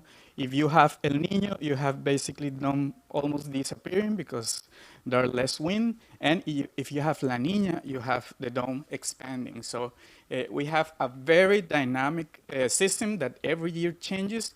And if we have some event like this, we have even more dynamic. So it's a very productive system, as I mentioned before. And this is a different kind of productivity. If you have studied phytoplankton or oceanography, you know that most of the plankton, phytoplankton in the ocean is dominated by diatoms, but it's not the case in the dome. It's a very different kind of phytoplankton, and is one of the highest cell density of this kind of algae in the world. So it's a very important productive area. And that, of course, brings a lot of zooplankton. The biomass there is 2 or 3 times higher than outside the dome. So lots of productivity that, of course, connects to a lot of components of the ecosystem and brings a lot of biodiversity. And with this biodiversity, as we're going to see in a couple of minutes, a lot of services. This, of course, this is a very complex ecosystem of designations in the Eastern Tropical Pacific. In pink, you have the ecologically or biologically significant areas. The dome has been designated as such. It's also in purple, important marine mammal area. In yellow, an important area for sharks and rays. And it's close to a lot of protected areas in green. So you see that the dome has already been recognized as an important area by a lot of different entities and is somehow interacting with other protected areas. So this is not only important because biodiversity is beautiful, but also because biodiversity brings economy to the coastal, like bring money or bring a lot of goods, a lot of services to the coastal countries. So, for example, we have blue whale that is important in the area. So we have the dome connecting Central America with North America. In terms of blue whale, we know that blue whales stay there up to 6 months of the year. We have important commercial species, both for commercial fisheries and recreational fisheries, and important species for tourism, for example, turtles and billfishes, for example. And this brings to the coastal economies just to the Central American countries. It's not like a total valuation of the ecosystem, but just what brings to Central American countries. Almost $500 million in commercial fisheries, almost $1,000 million in recreational fisheries, and $122 million in whale watching or marine mammal observation. So this ecosystem brings a lot to the Central American countries. Some of the main activities in the area, like this is a quite old representation, but gives you an idea of the extension of fishing in the Eastern Tropical Pacific, and the dome is right in the middle of it.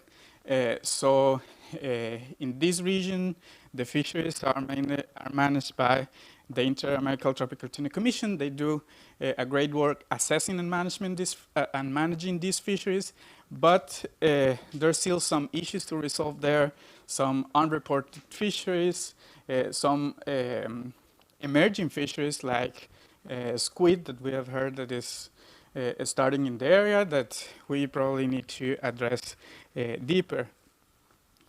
Another important activity in the dome is the marine transportation. We have very close the Panama Canal, so we have almost 6% of the marine traffic, global marine traffic going through the dome. So that is a very important activity, and you see here some of those lines from Global Fishing Watch data. Oh, there is the animation, so you can see vessels going through and also vessels fishing here that we can see all the activity in the area. So there's a lot of marine traffic happening there, mostly cargo ships and tankers. Fishing vessels are the minority of the vessels in the area. And we know that at more than 15 knots, the probability of a lethal injury of a marine mammal encountering a boat or a vessel is more than 80%. And we have still a lot of, this is an example for a few years, but we have a lot of vessels going more than 15 knots. So that represents a real threat to marine biodiversity there, especially marine mammals. So with all the information, as I said, I'm just going through quick so you have an idea of the importance of the dome, but with all the information that we have gathered in the socio-ecological analysis, we have been able to map a little bit all the most important activities happening in the dome, what are the main pressures there that are causing on which components of the ecosystems. You see that fishing, shipping are probably the most important human activities happening there that we should probably put some attention into it. So just to conclude, I just wanted I hope this presentation showed that it's a very dynamic ecosystem, that is a very unique ecosystem, that is biodiverse and important, not just because of the biological importance, but also for economies in the region, and that also is vulnerable, and we should probably do something about it. So that would be it. Thank you very much.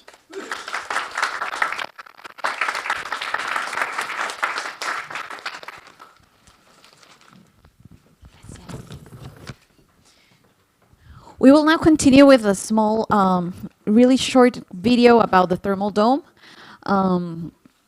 It's almost a premiere now. And just like a very, very quick commercial break, we have these BBNJ treaty guides that you can take home. We have them both in English and Spanish. So if you want a copy, please just go ahead and tell us at the end of the event.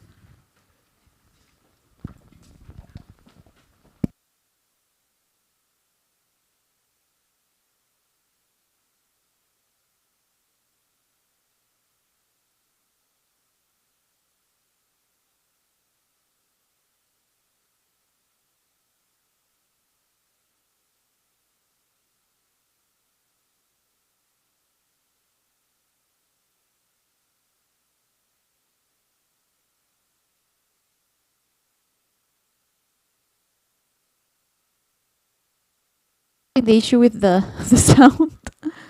And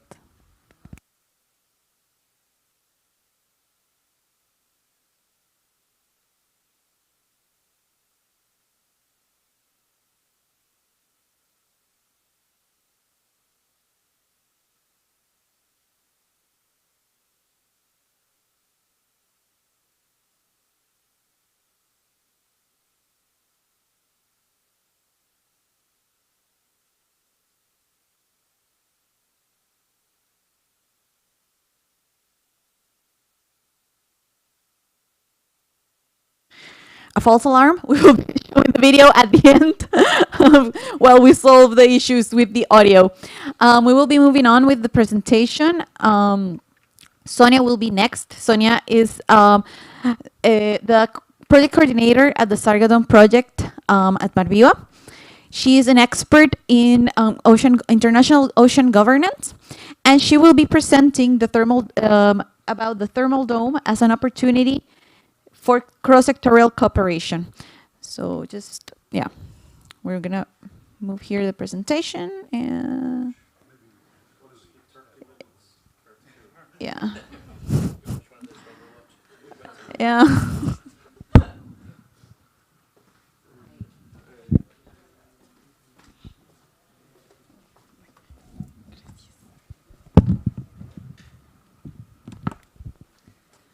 Okay, hi, good afternoon to all of you. I'm very glad to see you here, and thanks for joining us. The idea of my words today is to show you a little bit of the work that we have done and to share with you our sense in seeing the thermal dome as an opportunity to collaborate and to work in a cooperation manner with different sectors and stakeholders and institutions, governments, etc. But first of all, I would like to share with you some challenges that we have identified in the governance for this unique area. As Andres has explained to you, the different dynamics and the feature of the dome that is dynamic in nature, depending on the season of the year and where you want to explore it. So this poses us a very huge challenge because the traditional management strategies become insufficient. They are not able to reflect the needs that this area is requiring for an effective management of the species and the ecosystem services that it provides. So also, as we know, the thermal dome encompasses multiple regimes because it is within and beyond national jurisdictions. So this poses the biggest threat, I would say, because we have to deal with the national regimes for environmental protection, but also with other sectors laws and regulations, but also in terms of stakeholders and institutions and different regimes that we have to deal with. So this poses like a mix of a set of actors and disposition that we have to see how to manage and to find a way to protect the thermal dome in the best way, having all this mix of regimes, legal regimes, and different activities that take place in there. As I mentioned already, we have different legal frameworks. Of course, in the high seas we have the BBNJ treaty, but in the national waters we have a very huge variety of national regulations that we have to deal with and to explore with national governments how to be able to coordinate with them to achieve the effective and the real management measures to achieve the conservation's objectives that we have in this area. And this is why the concept that I already mentioned in the panel yesterday of dynamic ocean management is required for this area, because no static traditional management regimes are able to provide the sufficient tools, management tools that we need for this site.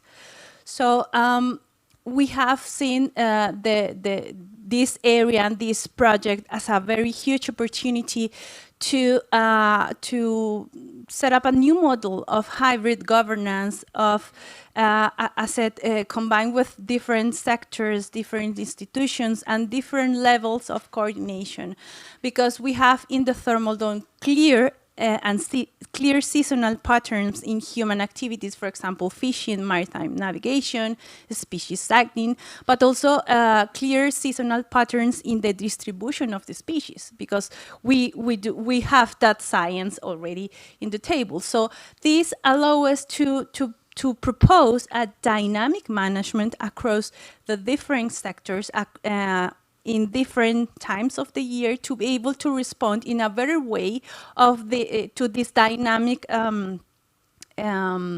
feature of the thermal dome, in order to protect the species, the ecosystem services, and the processes that take place in this area in a better way. Because if we use the traditional schemes for management, we won't fail in protecting them in the better way and in the way that they need to be protected. So and also another opportunity is that, of course, as a consequence of the earlier mentioned, is that current governance does not reflect this ecological connectivity that Andres has already showcased to you, given the different and the very big amount of migratory species that we have in this area and across the whole area of the Pacific Ocean. So building a hybrid network, as I mentioned yesterday, considering ABMTs, including MPAs, within jurisdictional waters, but also the ones that will be declared and established in in high seas, will be the key to effectively protect this area and these species and ecosystem services. So this has been done with a lot of coordination among different sectors, institutions, stakeholders. We have been able to collaborate with the Central American countries mainly, within different sectors, maritime authorities, the fishing sector, stakeholders, also shipping sector, the private sector. So we have been able to spread the word and encourage this continent, this Central American country, to build up a path to propose a particularly sensitive sea area for this thermal dome area in the high seas specifically, and they have been very committed to work in this path. They have created a technical liaison committee from the maritime authorities in this region. They have shown very high political support. We have been also working with fishing, foreign affairs, environment, protected areas agencies, trades, commerce, and a lot of stakeholders and institutions with different levels working in local and regional and global level, of course, to coordinate with them. We have been able to follow up and support the dialogue, the regional dialogue that they have been conducting. And this is like a summary in the photos of of decisions that we have been doing around the region to raise awareness about the importance of the regional approach for working together in the protection of this area. So this is the photo of the different countries that we have visited. Next later will be Italo, which will talk about the commitment from Honduras as the lead country of this proposal, and the leading country giving expertise and lessons learned in this process to build this proposal of the PSSA to present it to the IMO in the upcoming months or a year at least. And also, we have been able to contribute to the proposal of a network, which is the RAMPAS declared by the Permanent Commission of the CPPS, which is the Central American Permanent, the South Pacific Permanent Commission, which is, sorry, because it is in Spanish. We have been able to contribute to this proposal, and the idea is that the thermal dome, given its location, will be part of this huge network of MPAs along the Pacific. We have been able to participate in the sessions of the preparatory commission of the BBNJ, raising the importance of another important side of the thermal dome, which is the World Heritage value, the outstanding universal value that this site has. And also in terms of fishing sector, we have been able to initiate interesting conversation with the fishing sector. We presented a very interesting article and poster in a workshop at the FAO.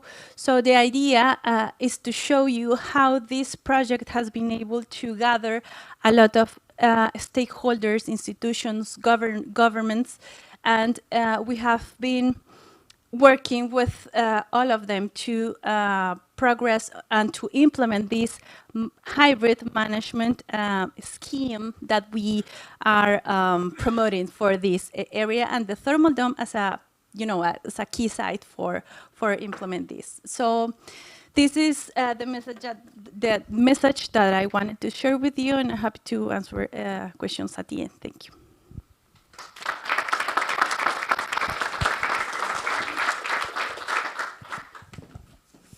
Gracias, Sonia. In any case, Real Madrid is beating Manchester City 2-0. We will be having a presentation by Italo Bonilla. He is the head of Maritime Port Environmental Management in the General Directorate of the Merchant Marine in Honduras. He used to work with Sara, actually. And his presentation is actually being to a deeper dive on what Sonia was mentioning about the PSSA proposal that is being led by Honduras. And the presentation is called Strategic Relevance of a Regional Approach for the Protection and Governance of the Thermal Dome. Italo, the floor is yours.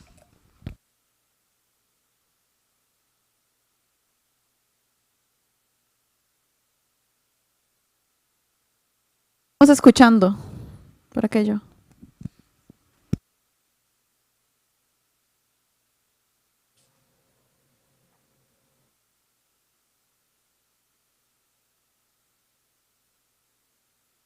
Estás muteado.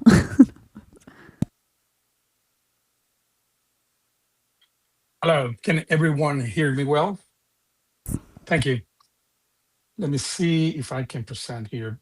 There you go. Okay. As we know, the Eastern Tropical Pacific region has long been recognized as one of the most productive marine ecosystems on Earth. Today, we are going to talk about how the scientific knowledge and the regional cooperation have gradually evolved into a concrete governance proposal using the Central American thermal dome as a case of study. There you go.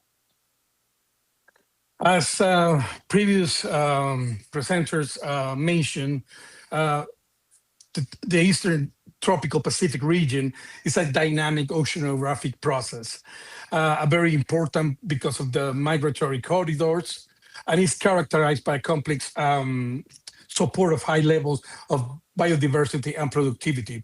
This region is also major for migratory corridor for marine species, including the tuna, yellowfin tuna, marine mammals, and sea turtles as well.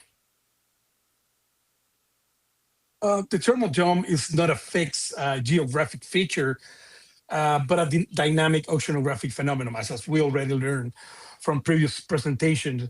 And it forms through the interaction of regional wind patterns and ocean currents, creating an area of upwelling, rich in nutrients. The scientific importance, the scientific research over several decades has shown that the thermal dome functions as a biological hotspot in the high seas areas. It concentrates species that are ecological and economical important for all the countries. The thermal dome the thermal dome as an initiative has evolved through sustained collaboration between government along Central American countries, NGO, international organization, and very important, the scientific community. But what we have challenged, we have spotted some governance challenge in the process. The thermal dome highlights and a typical governance challenge are the ecosystems that are ecological connected, but institutionally fragmented. This is a problem that we have spotted because of the whole idiosyncrasy of the Central American countries, and also the bureaucracy that we can find in governmental entities. So how the opportunities under the BBNJ agreement. As Sarah mentioned, we have the area-based management tools, the marine protected areas, the scientific cooperation, and the capacity built-in technological transfer. These are like new opportunities to strengthen the conservation measures in areas beyond national jurisdiction. The regional policy initiative has been essential to build a common vision around what we call the thermal dome from Central America. The participating countries at the moment come from Guatemala, Honduras, Costa Rica, and Panama. Costa Rica and Honduras have been working together in order to make a proposal to the IMO. And this is how we are trying to connect it. The IMOP SSA, as mentioned before, is a framework that offers a complementary mechanism to strengthen the protection of the ecological significant marine areas affected by international shipping. So we are trying to prepare a common, regional proposal and elevate it to the IMO and establish the thermal dome as a PSSA.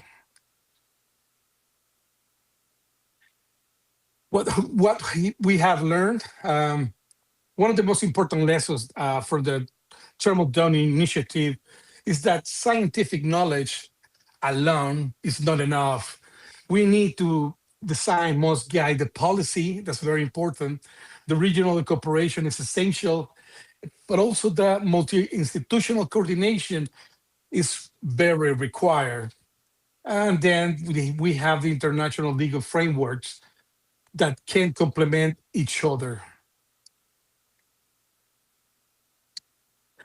As experience, the Thermal Dome shows that how regional initiatives can contribute to the implementation of the global agreements, such as this, the BBNJ agreement. What we had forward very much is like strengthen the science policy. This is very important to strengthen the science policy interface that it will probably remain a little bit critical. And then we have the Thermal Dome offers a practical example and how science and knowledge can translate into a concrete governance initiative. So this is what we have been working together as a region pretty much. And we are planning to elevate this proposal probably next year, as Sonia mentioned. The work and the race hasn't been easy, but we are planning, or we are overseeing that we will be able to achieve this proposal. Thank you very much for your attention.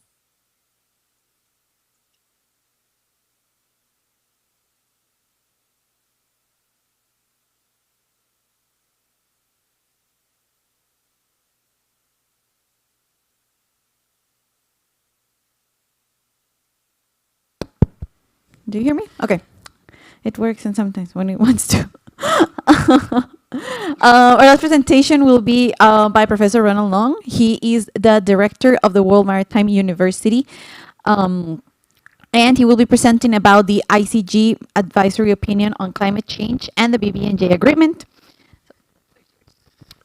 Thank you very much, and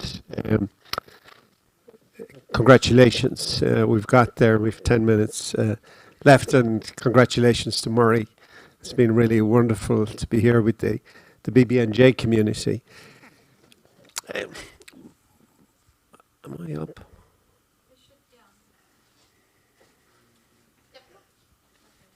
No.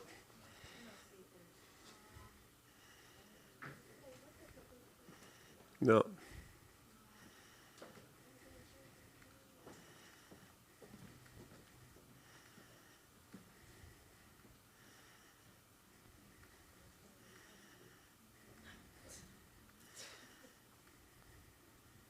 What's the video, no? You changed the presentation, no?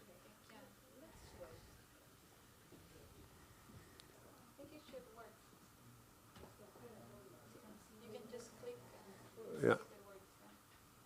Yeah. Okay. I'll keep it brief if we can get there. Oh, that's fine. I'm going the wrong way. Yeah. Okay. Yeah. Yeah. Okay. It's just maybe slightly different from what we've heard this afternoon and maybe over the last 2 days. First and foremost, I'd say in relation to climate change, this is the the major challenge to be faced by the oceans community. And I'd start by pointing out that the Paris Agreement has only one mention of oceans in the preamble, and that's thanks to Nilofer Oral as a negotiator that included that. The climate COP hasn't really engaged with ocean issues. Actually, the first mention of oceans was in the Glasgow Agreement, where we have a specific reference to oceans by the climate COP. Now, what we see. No, I don't think so. Yeah. Yeah, what we see in terms of oceans and climate is evolving. And I think when I came to the university first in Sweden, we organized a conference with our colleagues in Berkeley on oceans and climate. And we invited, amongst others, Professor Roger Zetter, who is the kind of global human rights expert on human migration. And he really said, right, the kind of human rights dimension to climate change was going to be the most pressing issue. And in the slide you can see beside Roger's Zetter is David Freestone. Of course, David has devoted most of his life on trying to bring these two regimes together in a legal sense. And indeed, I was very honored to be a co-editor of a corpus of essays to honor David's work in this in relation to climate and oceans. Now, I think, right, we've heard very clearly this afternoon from Andreas, right, that the relationship between the climate system and, for instance, the thermal dome and its associated biodiversity are essentially two elements. Firstly, as an upwelling system, it plays an important role in the climate system, helping to mediate climate change. And then conversely, climate change has major impacts on the thermal dome and its associated biodiversity. It's a two-way street. And I suppose I would come back to Lisa's wonderful keynote yesterday, indeed David's panel, where you've pointed out that the BBNJ is really a groundbreaking instrument, that we have these very important substantive obligations in relation to climate change, as well as a very coherent statement in the preamble that this is one of the great challenges, which is to be addressed in a coherent and cooperative manner. And I think David yesterday again identified this very important principle that's set out in Article 7, and it's shown on the left-hand side of the slide there is that's an approach that builds ecosystems resilience, including the adverse effects of climate change and ocean acidification, and also maintains and restores ecosystems integrity, including carbon cycling services that underpin the role of the ocean and climate. Now, when you look at the provisions, I think it's important that there are other very significant references in the BBNJ agreement, and I would highlight there is the polluter pays principle, and that's going to be quite important in the context of enforcement and compliance in due course. Bearing in mind that the BBNJ agreement doesn't have a liability mechanism, but it has a number of tools, including area-based management tools, including MPAs, EIA, and strategic assessment, and has certain obligations in relation to capacity building and technology transfer. Now, what I would say is that a BBNJ agreement is obviously has its own evolutionary cycle, where we will see perhaps the most important developments will be within the framework of the institutional setting. In particular, decisions made by the COP, which will have shall we say, a very important bearing on climate change mitigation and adaptation measures. Now, where we've seen a major change in the law is we've had a number of advisory opinions, and these were referenced already today by Nilofer. I'll highlight here in the slide, we've had the International Tribunal for the Law of the Sea in Hamburg has a very clear and a very strong advisory opinion in relation to the obligations on climate change and the law of the Sea Convention. But what I would like to highlight is this really groundbreaking advisory opinion from the International Court of Justice in 2025. Believe it or not, this started with a group of students in the Pacific Island students' fight against climate change. And they convinced the government of Vanuatu to support UN UNGA resolution to refer questions to the Court of Justice. And Costa Rica was amongst the core group that supported that. And I've summarized on the slide there as to what the findings of the court were, which is that states have binding legal obligations under both treaty and customary law. They also have a duty to cooperate, and then there are specific obligations in relation to state parties of the Law of the Sea Convention. I think the advisory opinion is really groundbreaking, and perhaps we can contribute some of that success to the very carefully crafted questions. Firstly, on the obligations of states, and then secondly, on the legal consequences.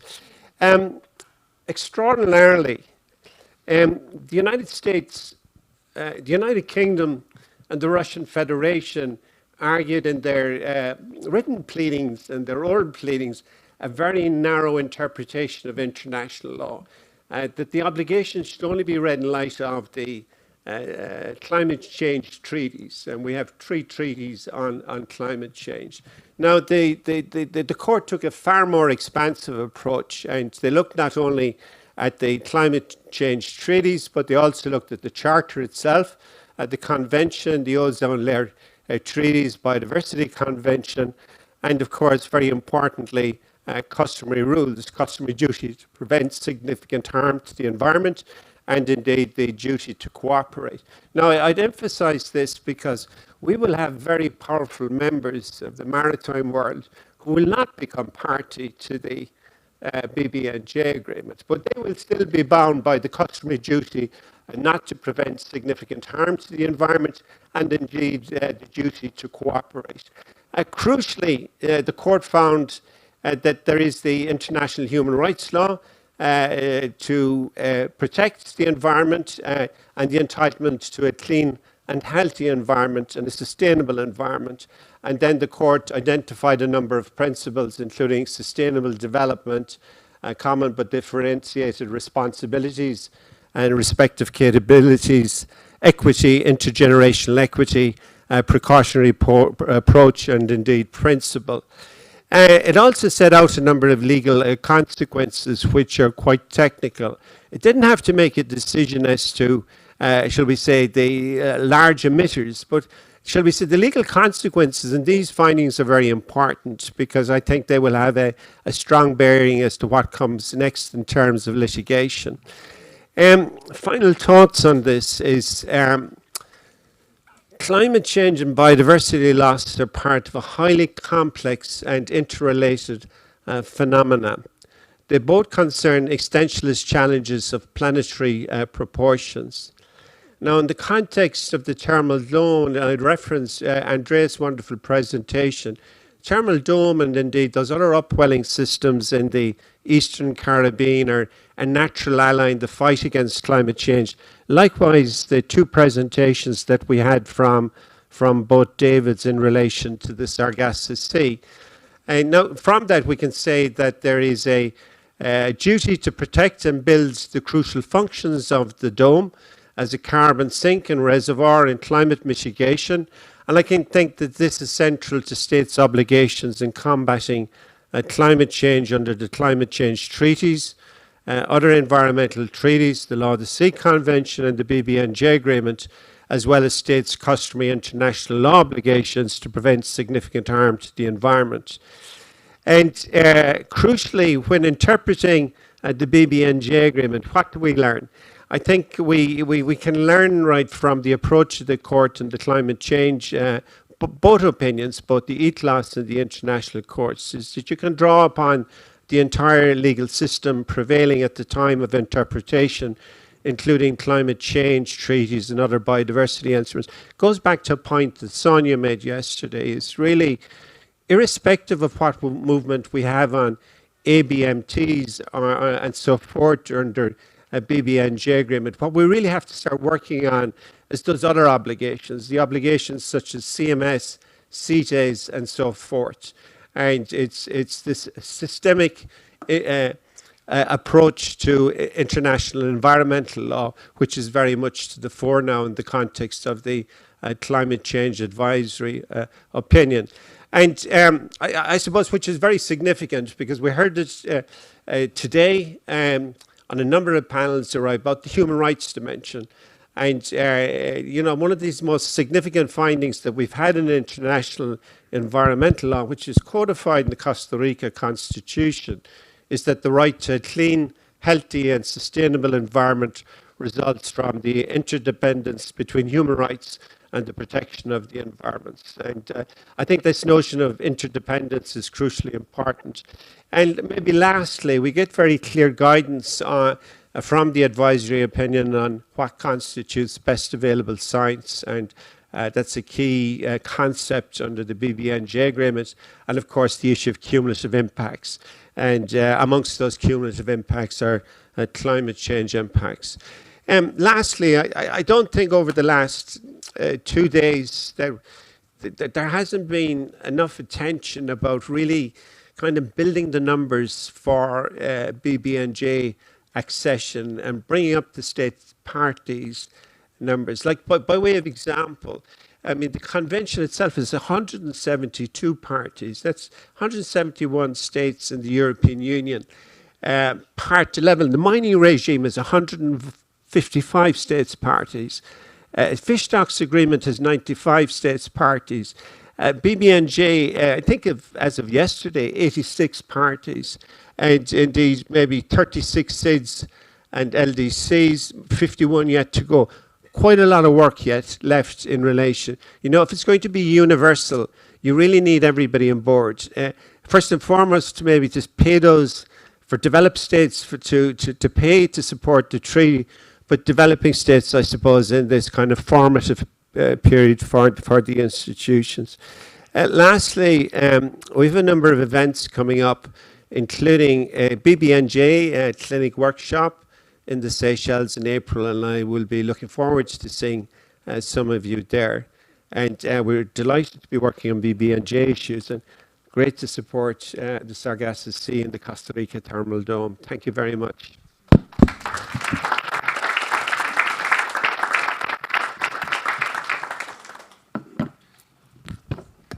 Thank you. And we will now attempt again to play the video.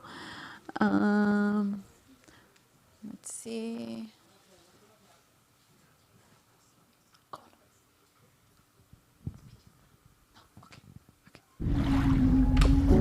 En aguas del Pacífico centroamericano se localiza una maravilla del océano, el domo térmico. Es una de las zonas marinas más ricas del planeta. El domo térmico se produce cuando los vientos alisios empujan el agua superficial del mar en la costa pacífica de Centroamérica, provocando un ascenso de aguas frías y cargadas de nutrientes desde las profundidades hacia la superficie.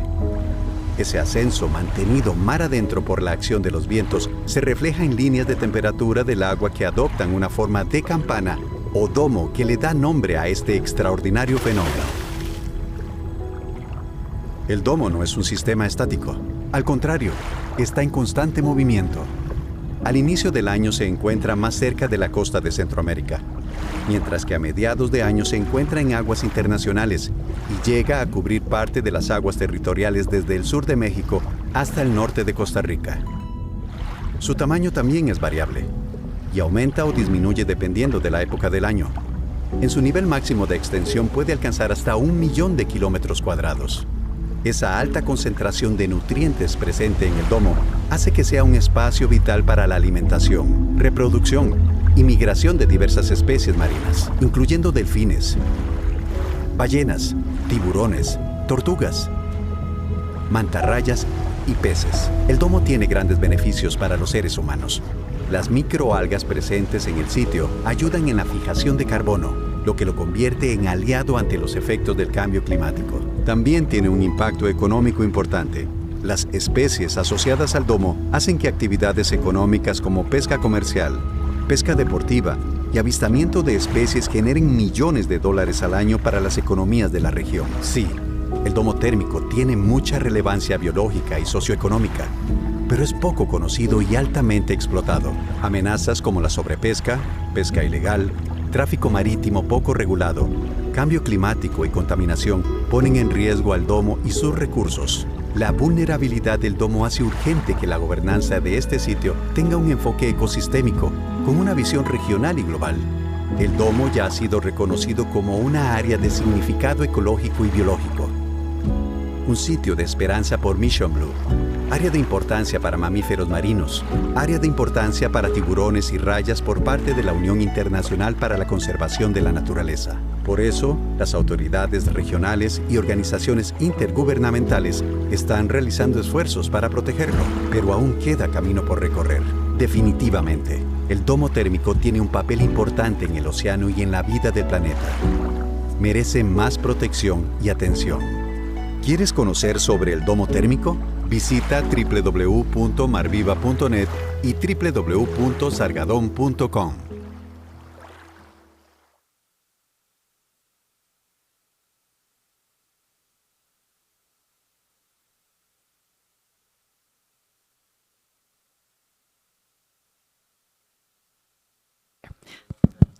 Thank you very much, everyone, for joining and for being part of the journey of the thermal dome and the rest of the examples of the Eastern Tropical Pacific. We need to leave in 5 minutes, otherwise we are sleeping here. So we will have time for 2 questions. And of course, tomorrow you can talk a bit more with our presenters. So yeah, maybe we can take 2 questions super fast. Or everything was very clear? Or you're scared that we're going to sleep here today? We don't leave in 4 minutes. All good? Okay, well, no, thank you very much for your time, for your interest. And yeah, we will be happy to keep talking about the thermal dome in the rest of the days. Ciao, ciao. Thank you.